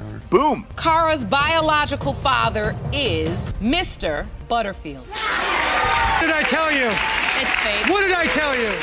This starts out super messy real fast. Hilburn says she's in a love triangle, points at Barnes like, you're the dad. Barnes says he was at the hospital and tried to be on the birth paper, but nope, she's still married to some other guy. Everyone gasped so hard they almost passed out. I signed all the paperwork. He was with a friend, but really was with the other guy. Next day, they both show up like nothing happened. Barnes found out and boom, drama ever. Hilburn said Barnes was dumb enough to believe her. He had no idea she was cheating that whole time, and she wasn't even sorry about it. She just said you were dumb enough to believe her lie. She was never told at that point in time. Argue over when she told him about the other guy. She says before the baby was born, he says after. Nobody knows who's telling the truth. Barnes says he's been there since day one. He really loves Saria, like she's his own. Even Judge Lake got all emotional. You told me 2 months after Saria was born. That's when most of the problems between you and I started dealing with that gorgeous girl right there. I love that girl. And when I told him, he didn't want to believe that she wasn't his. And that breaks your heart because you did finally try to tell the truth. The other guy only shows up to mess with Barnes. He acts like a dad just to start trouble, and Hilburn is still with him too. Now it's a love square. His girlfriend lives with her baby daddy. Judge Lake was so done at this point. He truly loves me, but he tells me he's in love with his current girlfriend. We got Ms. Hilburn and Mr. Barnes, his girlfriend, the guy you're sleeping with. That's all the players. So, Mr. Barnes, you got a girlfriend. Yes, I do. The results say It has been determined by this court. Mr. Barnes, you are not Saray's father. this case starts loud and messy. Jasmine says Quarry is the dad, but he's like, nope, they're both mad, and the baby's caught in the middle. Mrs. Cohen, you have opened your case to prove to your husband that he is the father of your 1-year-old son, Kyrie. You say your marriage is on the verge of divorce because Mr. Cohen chooses to deny your young son. Quarry says he wasn't ready for all this dad stuff. He admits he messed up and feels super sad. It's like watching a soap opera, but with real tears. I'm just really hurt right now that we had to come this far to get these answers. And I have had lots of doubt about, and it will really hurt if that does come back and he's not my child today. And I want us to be together forever, but I can't get past this if he's not my child today. Quarry used Jasmine's finger while she was asleep to open her phone. He found names in a note like it was a secret list. Instagram stalking followed fast. I went through Jasmine's phone one day after we got back together. Her phone was locked. She had a passcode on it. I used all Jasmine's 10 fingers on her finger to unlock her iPhone. Right, so how did you use her finger? She was asleep at the time, and I put her finger on the phone, and she continued to stay asleep. Jasmine says she had a thing with a guy from community service. They did the deed at her house, no protection. She says it was to get back at Quarry. We were on a break. He went to go stay with one of his family members, and I had to do community service. He was just telling me that I'm beautiful and all this other stuff. That right there, I don't know. Was he doing that voluntarily, or was he ordered to community service? There's a difference. He was ordered, but I met him at community service. When we took our lunch break, he came back to the house, and we had sex. They argue if they had bedroom time in April. Jasmine says every day, Quarry says never. Judge looks tired already. A month or two later, we decided to get back together in the home, but also during when she first became pregnant in April, we were not having sex. I do not remember us having sex at all. We was having sex every day, like literally, like we was having sex. That's not true because I was barely there. No. Quarry blames diabetes for weak swimmers. A doctor says it's harder, but not impossible. Science lesson over, folks. I have type 2 diabetes. I didn't have no insurance at the time, so it was uncontrolled, meaning my sugars were always high. So every time I would ejaculate, my semen would become weird and can't travel right. So how I get pregnant, Quarry? Well, I was about to say, you all do have another child together. I didn't have diabetes at the time. Jasmine says Quarry's family treats the baby badly. She opens up about her tough childhood. She just wants love for her kid. I just want to prove to him and his family, because his family treats my baby completely different than our first child. Like, when I had him, they didn't post him on their Facebook. They didn't buy him nothing for his birthday. Like, they treat him different. I just want to prove to them, really them. It's not more so him, because I already know who my baby daddy is. And I was in foster care up until I turned 18, and I signed myself out. DNA test says it has been determined by this court. Mr. Cohen, you are the father. right away, this got real messy, real fast. Palmer says Ross is denying her baby, and Ross says she's after his money. The vibe already feels like a family BBQ about to go off. Ms. Palmer, you opened today's case because the defendant is denying he fathered your 3-month-old son, Jace. You recently met your own father for the first time and refused to have your son grow up without his father like you did. Ross says they used protection. Palmer yells, nope. She cries because she's raising the baby alone. Judge is trying not to roll her eyes. You're denying that this baby is yours, Mr. Ross, because you say you used condoms throughout the relationship. Yes, Your Honor. What was the nature of this relationship? We were just friends with benefits, Your Honor. What has it been like raising this child on your own? It's hard. I raised my daughter by myself, and I never thought I would have to go through this myself.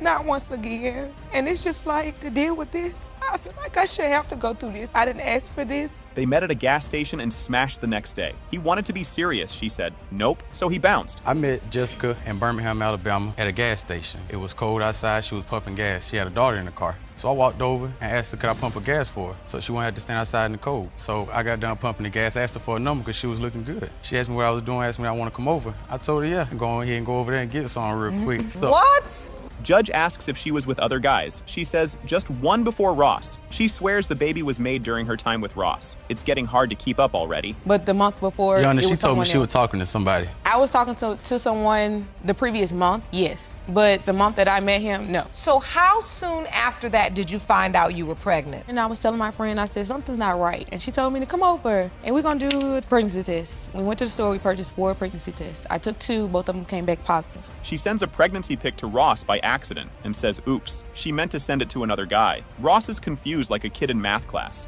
She sent a text message, a picture text message, which was a pregnancy test. I asked her what's the pregnancy test for. She tells me that it wasn't for me. It was for the other guy she thought was the father of her child. Wait, what? Your Honor, I skeptical told him about that it. it was someone else. It was a mistake on sending it to him. So once he continued to deny, it's just like, I left it where it was and I continue Honor, with of course I'm the gonna deny it. alleged father. The first guy isn't the dad, so now she calls Ross. He kinda helps, but still says nope. They start beefing about car seats and baby names. In the beginning of August, me and the alleged father, we got a DNA test. In the midst of us getting a DNA test and the results came back, I immediately contacted Mr. Ross. I asked him to do a DNA test for me, and he told me that he was not father, and then it's just like got to the point where made the statement of he would help me buy a car seat. I said I would help buy a Not car only seat 'cause I that, felt he bad. was claiming my son at the time. She says the baby looks just like him. Ross says no way, and even disses the baby's hair. Judge is tired of this nonsense. I mean, he used to say that he used to look like him. He always said my son is. I never said that child looked like me. I mean, I know that child. I mean, it's look like obvious my son looked like you. My son has the same lips, same eyes, same ears.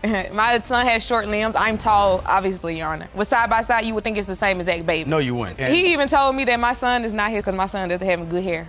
She says, take a test or pay up. He says he ain't paying for it. Court turns into a soap opera. Oh, I know how to handle this. I'm gonna put you on child support. And you know you have not had a DNA test yet. I mean, that was gonna be the only way that I would have gotten a DNA test was child. So that's the only reason that I told him that I would put him on child. Because you were dating other people, you were single, you had just gotten out of a relationship, and you weren't ready. Are there any other people besides the other person and Mr. Ross? No, Your Honor. Ross says the other guy is his cousin's friend. She says it was just 2 guys, different month. Ross is trying to do the math in his head. Yeah, she was messing around with more guys because the guy she thought was her father, he actually is my cousin friend, and I actually know the guy. I didn't know they knew each other. So of Guess course, what? of course, he I told wouldn't me have- everything. I wasn't. He didn't tell him she wasn't anything cheat- she was because cheating on him. I got my DNA test. That was it. But you were cheating on him. I was not cheating on him. And it wasn't with me. He told me, he was like, you the father of Jessica Child? I said, no. I said, well, I'm not either because I took the DNA test. You are the father.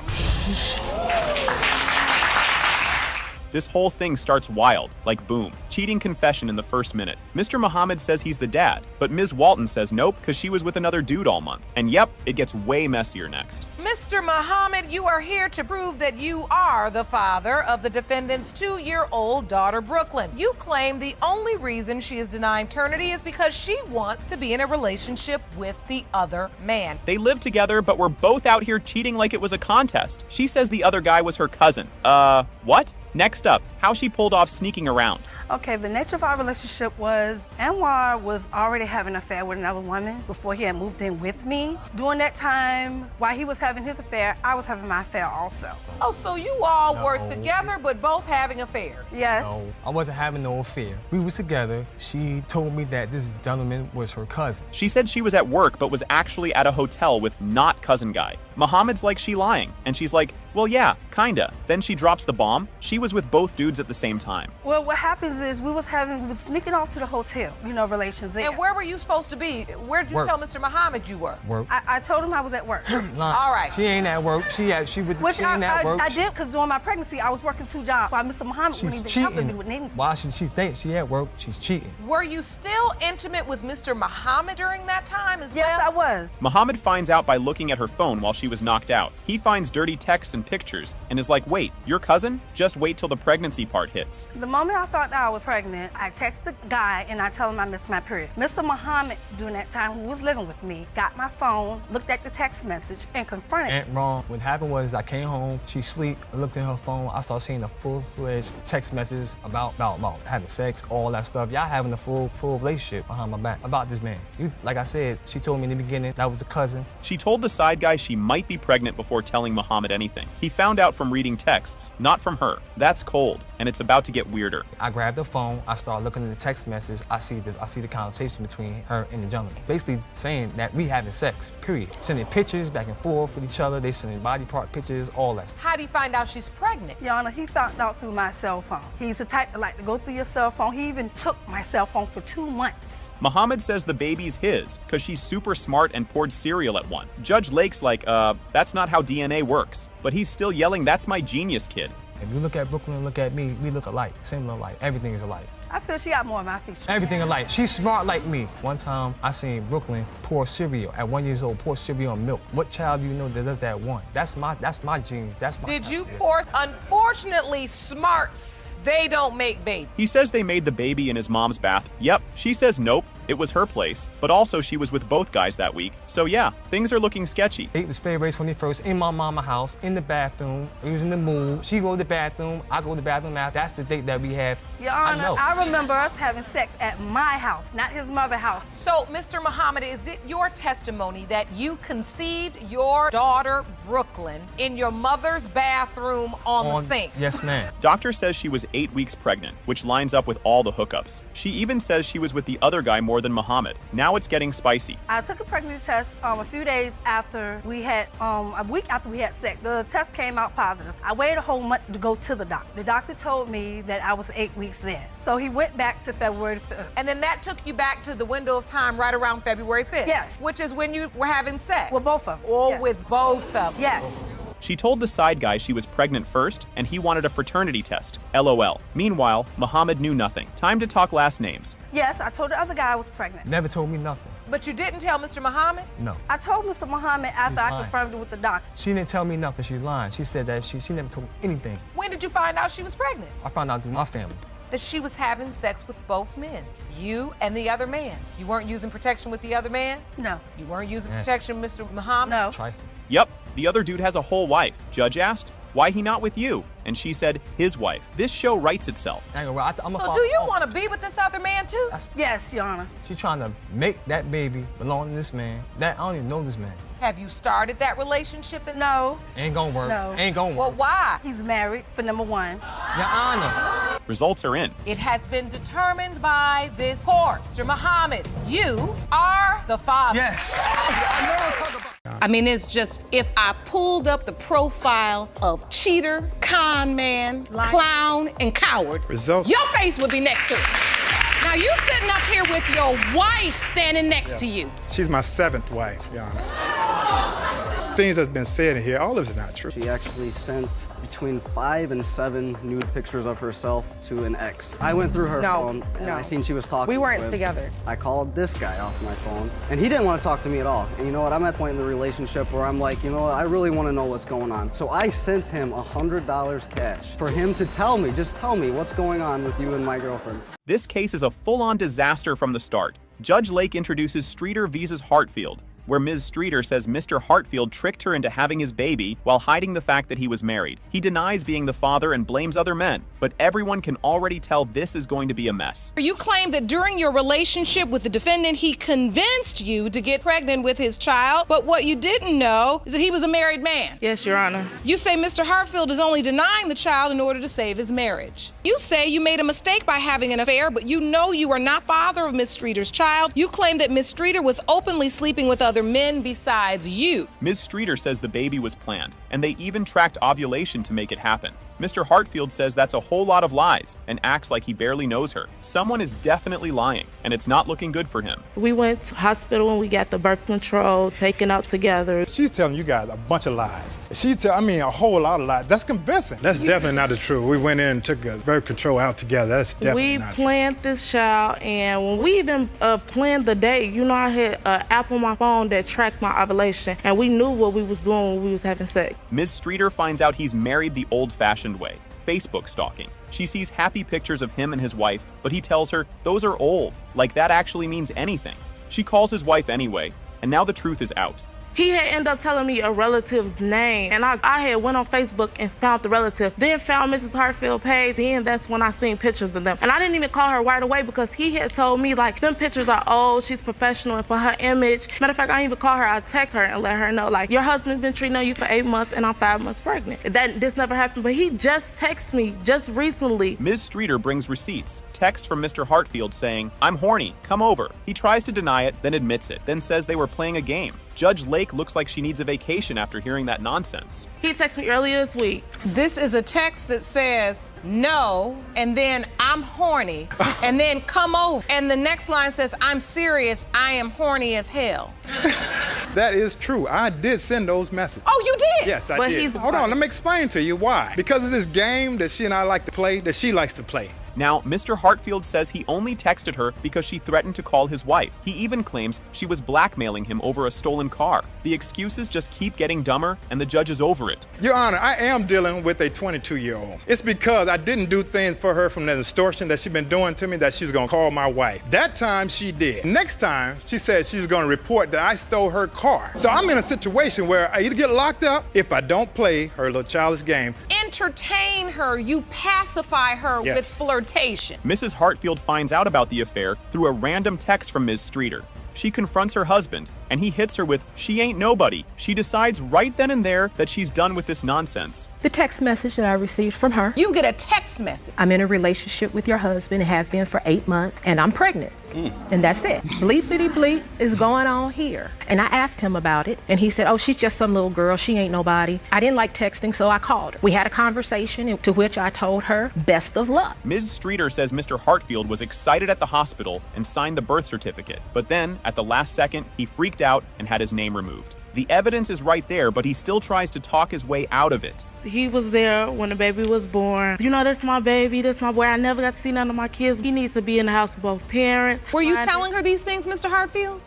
I tried to get him to sign the birth certificate. The reason why, he signed it at first, but it was time for the witness to see us, and he like, you too anxious about me signing this birth certificate. You know what, miss, take my name off, talking to the witness. Mr. Hartfield says she told another man he was the dad too. Ms. Streeter calls him a liar. And honestly, at this point, we all believe her. The judge looks 2 seconds away from throwing her gavel. What do you mean? You say you're not the only man? There's a guy in our local town that she's also told him that he was the father, and she promised to give him some more loving once she had the child. For me, I feel like it's an iffy thing with him. If I don't want to be with him, he don't want to be with the baby. But it's times when I have to come over and he's Your Honor, the that baby. is absolutely crazy nuts what she's saying. Turns out Mr. Hartfield had a whole secret apartment that his wife didn't know about. Ms. Streeter found out first and dropped that bomb right on his wife. The pictures of him hanging out with the baby at this secret hideout just make it worse. I never had a Ms. relationship with her. Hartfield, you felt like he was living with you when he was sleeping with her. Yes. And you didn't know about this other place. I did not know about the other place when she told me. I have pictures of him and my son spending time together. There's times with my son when he claims. Is this at the other place? Yeah. And this is that's baby me. Caleb that's right. together. I did that last week, actually. Judge Lake has had enough and calls him a cheater, con man, clown, and coward. The audience claps because she's saying what we're all thinking. But now, the moment we've all been waiting for, DNA results.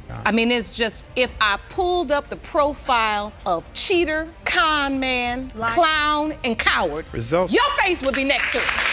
Now, you sitting up here with your wife standing next to you. She's my 7th wife, Your Honor. Things that's been said in here, all of it is not true. The results are in, and guess what? It has been determined by this court. Mr. Hartfield, you are the father.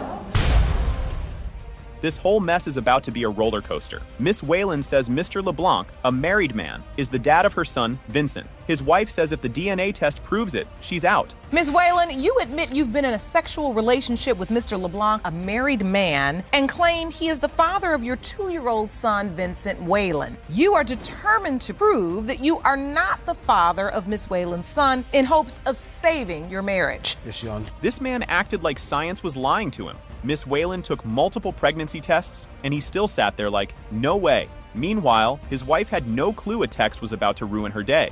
Back when I was pregnant, he was staying in my house. It was one night I was telling him that I might be pregnant because I hadn't started my menstruation, so he went out and got some pregnancy tests, asked me to take them. He sat on side my bed holding his head. When I took the first one, I gave it to him and it showed that I was pregnant, and he still sat there and said, oh man, this can't be true. You can't be pregnant. And it was only because he didn't know how he was gonna go back and tell his wife that I was pregnant. Imagine getting a text saying, I can't believe I did this again.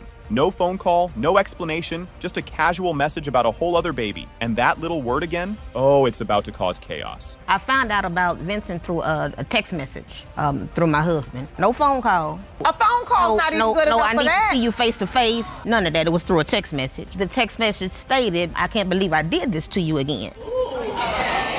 Again. The word I'm hearing is again. Right, again. Turns out Vincent isn't even Mr. LeBlanc's first secret baby. He already has another child, Jaden, from a previous affair. The judge and Mrs. LeBlanc are both officially done with him. Prior to Vincent, there was Jaden. Who's the mother of that child? I am. That's my 3-year-old. Unfortunately, yes, sir. To make the exact same mistake again? And that's, Your Honor, why I didn't want, at that time, when she was telling me about Vincent, her being pregnant with Vincent. The judge shuts everyone down real fast. She says both women are letting this man run back and forth like a lost puppy. And just when you think it can't get worse, he pulls out another excuse. None of you all gonna come out looking any better than the other one. It's a mess. And it's babies coming into the world and a daddy going back and forth between houses. I'm just trying to figure, I'm like watching a tennis match. I got a married man bouncing back and forth between his mistress and his wife. You all letting them, then you all wanna come into court and downgrade one another. Come on, man.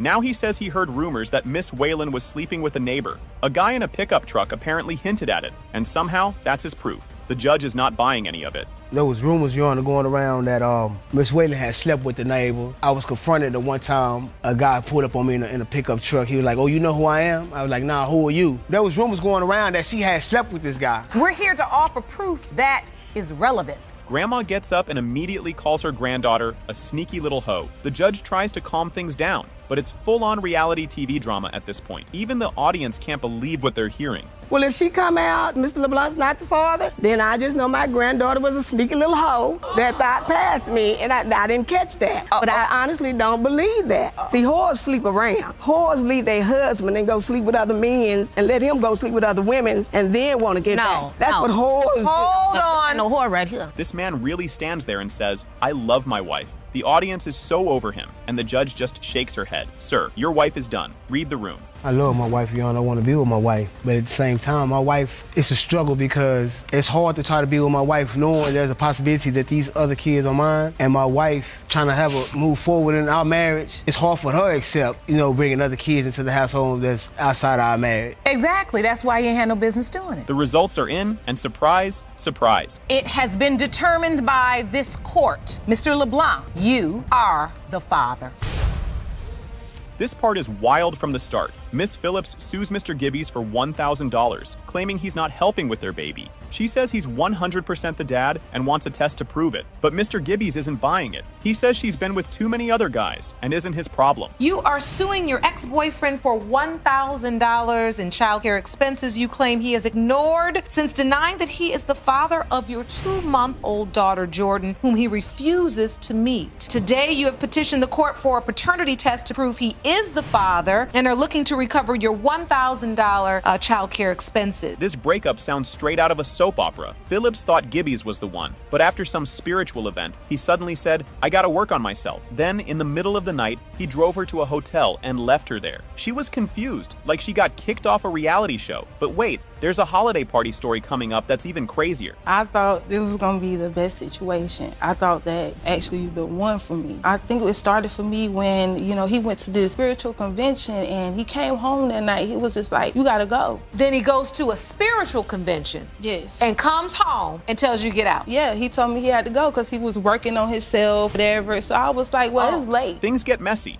fast. Gibby's goes to Miami, and while he's gone, he hears Phillips was partying too hard. She denies it at first, but later admits she cheated. Gibby's is crushed but stays in the relationship. But don't blink, because up next, car drama and a shocking confession. 2 days later, I get a call from a mutual friend that says she was involved in an event. I called you and told you. My mutual friend told me first. They left and went to a party where I know what type of girl she is. She's a very promiscuous girl, put it like that herself, because she's seen her. I got right in the car and I seen her. I even said hey to me. In that situation, yes, I was. Originally, she told me that was her brother's. This story has more twists than a curly fry. Gibby's friend admits he hooked up with Phillips and had to hide when Gibby's showed up. She says they weren't together then, but she fires back, finding condom wrappers in his bag after Miami. And next, texts, jail time, and trust issues galore. I said, the black car pulls up. He said, yeah, she told me to go ahead and let's get out because it's my boyfriend, he's crazy. I said, did the black car look like this one? And he was like, yeah, that was a friend of mine. We weren't even together. And he I did have explained sex in with him now, detail. and I felt bad about it. I told him I felt bad. I shouldn't have did that.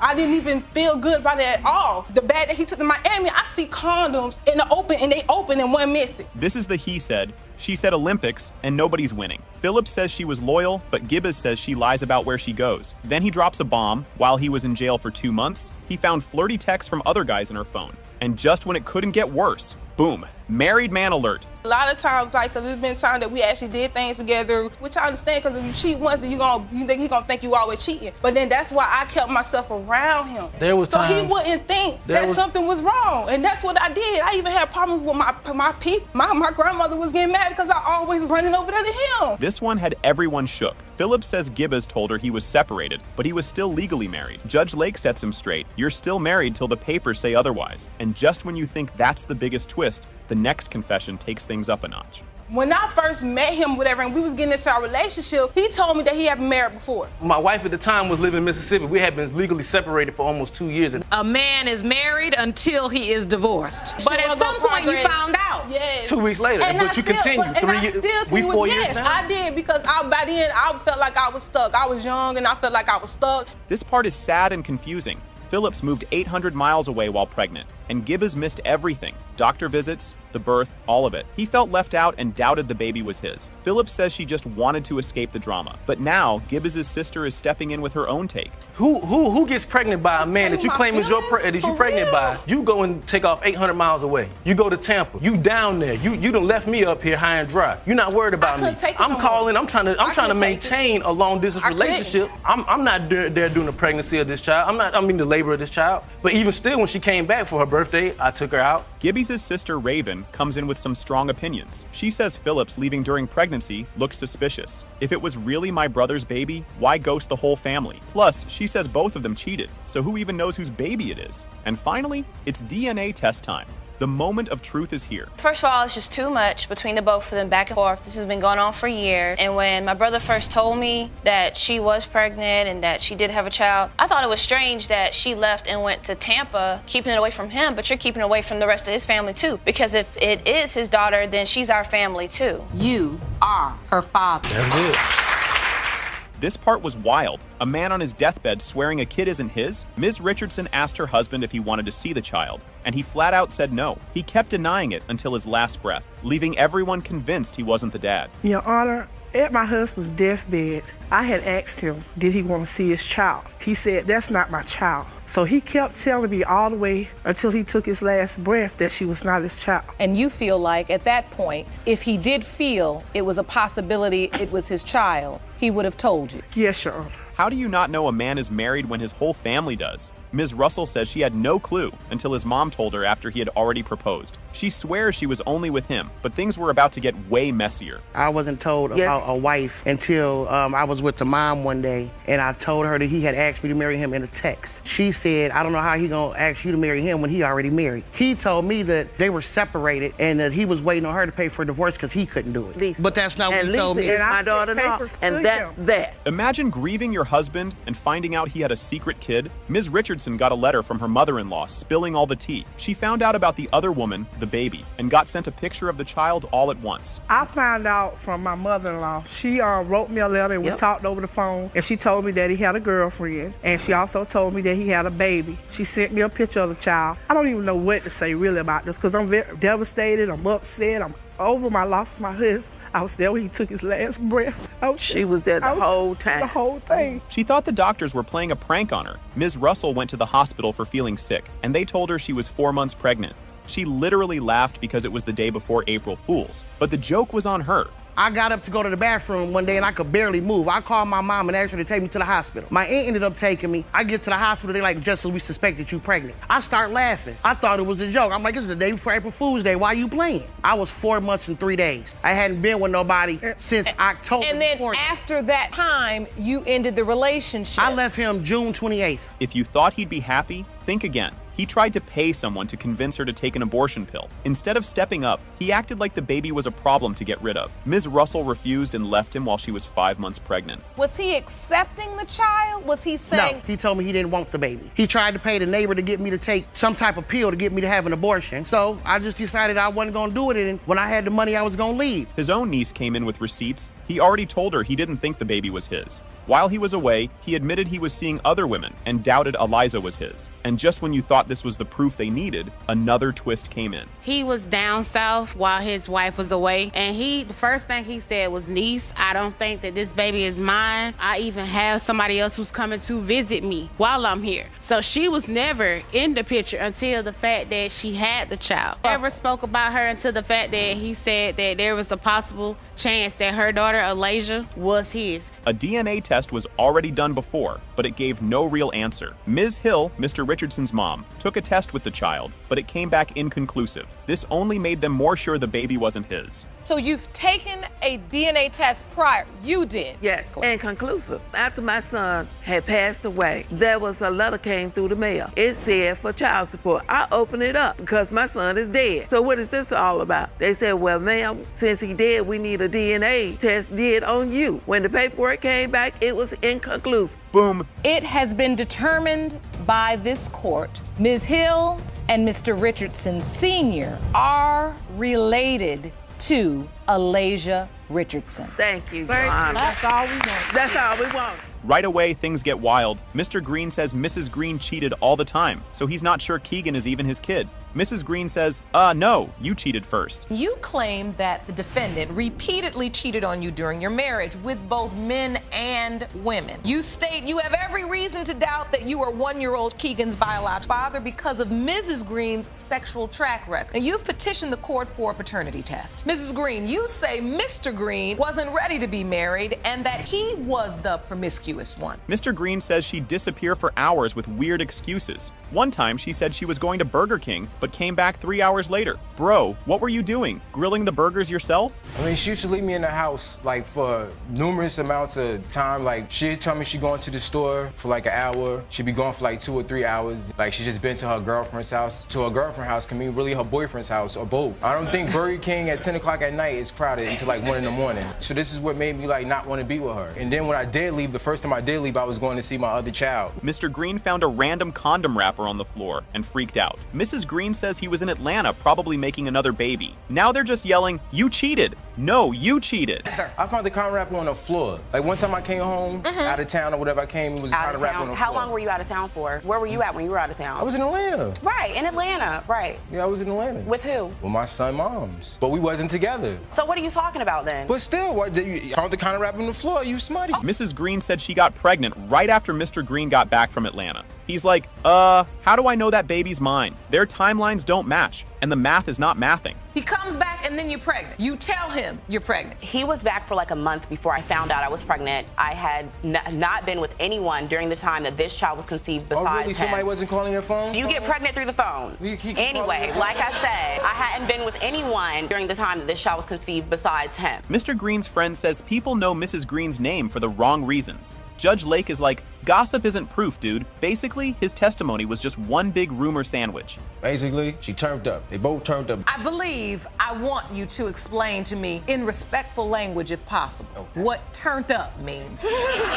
Enlighten me. No holds barred. Everything is a go, basically. Sexually. Everything is a go, yes. Understood. Multiple partners. Vegas in the bedroom. Mrs. Green's friend says Mr. Green left right after the wedding. She says both of them need to stop fighting and be parents. Finally, someone with some sense. Me and Whitney have been friends for a very long time. When, not too long after they got married, probably about 2, 3, maybe 4 days after they got married, she called me crying and she was like, my husband left. This is 4 days after you get married. When you get married so you don't have to chase people. You've been chasing and running from the beginning. Mrs. Green cries and says she loved him, but never felt respected. She's just tired of all the drama. Before she can move on, she needs the truth about Keegan. I've been through so much with him that isn't relevant to this case, even relevant to what's going on right now. When I married this man, he had a child on the way. But I loved him and I wanted to be with him. I had to deal with him going back and forth. And he already had a child too. Like I said, I loved him, so I married him regardless. But I never feel like I was truly ever respected as his wife from day one. Judge Lake reads the results. As it relates to 1-year-old Keegan Green, Mr. Green, you are the father. Now turn up to that. Turn up now. Whoa, this one starts off super crazy. Mr. Smith left town because he thought the baby wasn't his. Melody's yelling, he's denying, and now they're in court like it's an episode of a soap opera.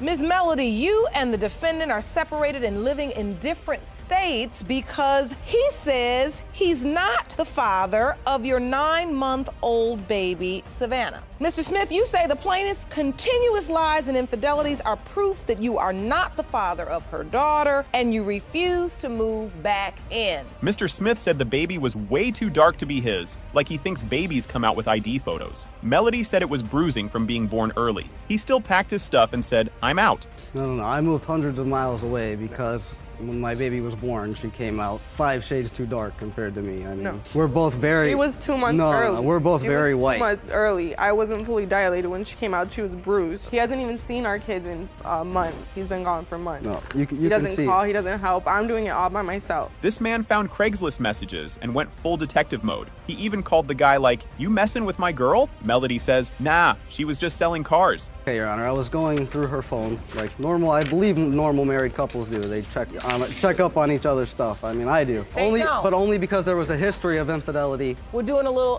investigation, going through her phone. Looking, and I see that she's talking to some guy. So what do? I pick up my cell phone, I call him, and I say, hey, who is this? That's when he tells me, oh, I had an ad on Craigslist looking for a girlfriend. Melody admits she planned drinks with the Craigslist dude, but says it didn't happen. The judge side-eyed her hard. Mr. Smith looked like he just won a game show. We were supposed to go out for drinks. We were supposed to meet up. We never actually did. That's why we're here. You don't come all the way to paternity court to come up in here and tell a lie, because at the end of the day, the DNA is going to show whether you're lying or not.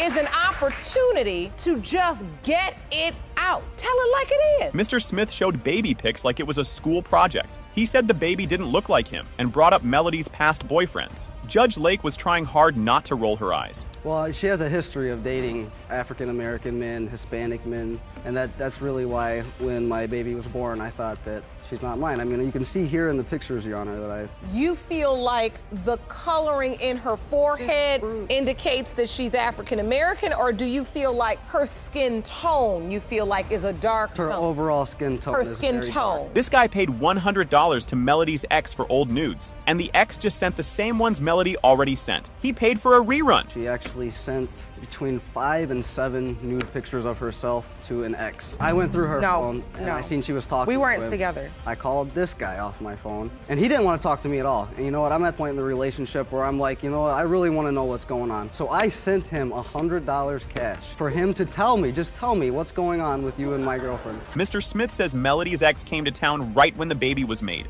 He thinks that proves it all. Melody's like, I didn't even see him. And I just recently found out that right around the time that she sent those pictures to him was when he actually came into town, right around the time she got pregnant. I haven't seen him in over 2 years. Are there any other instances that make you doubt? No, he's just very jealous. He comes up with stuff. I applied for jobs on Craigslist. I went and applied for a job for cleaning. Smith skipped the baby's birth because he had doubts. Melody was heartbroken, raising babies while he vanished. The court looked ready to explode.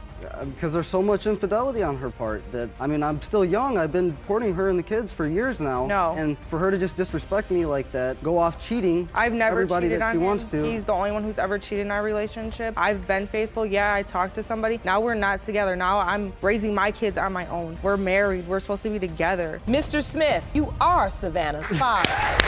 No.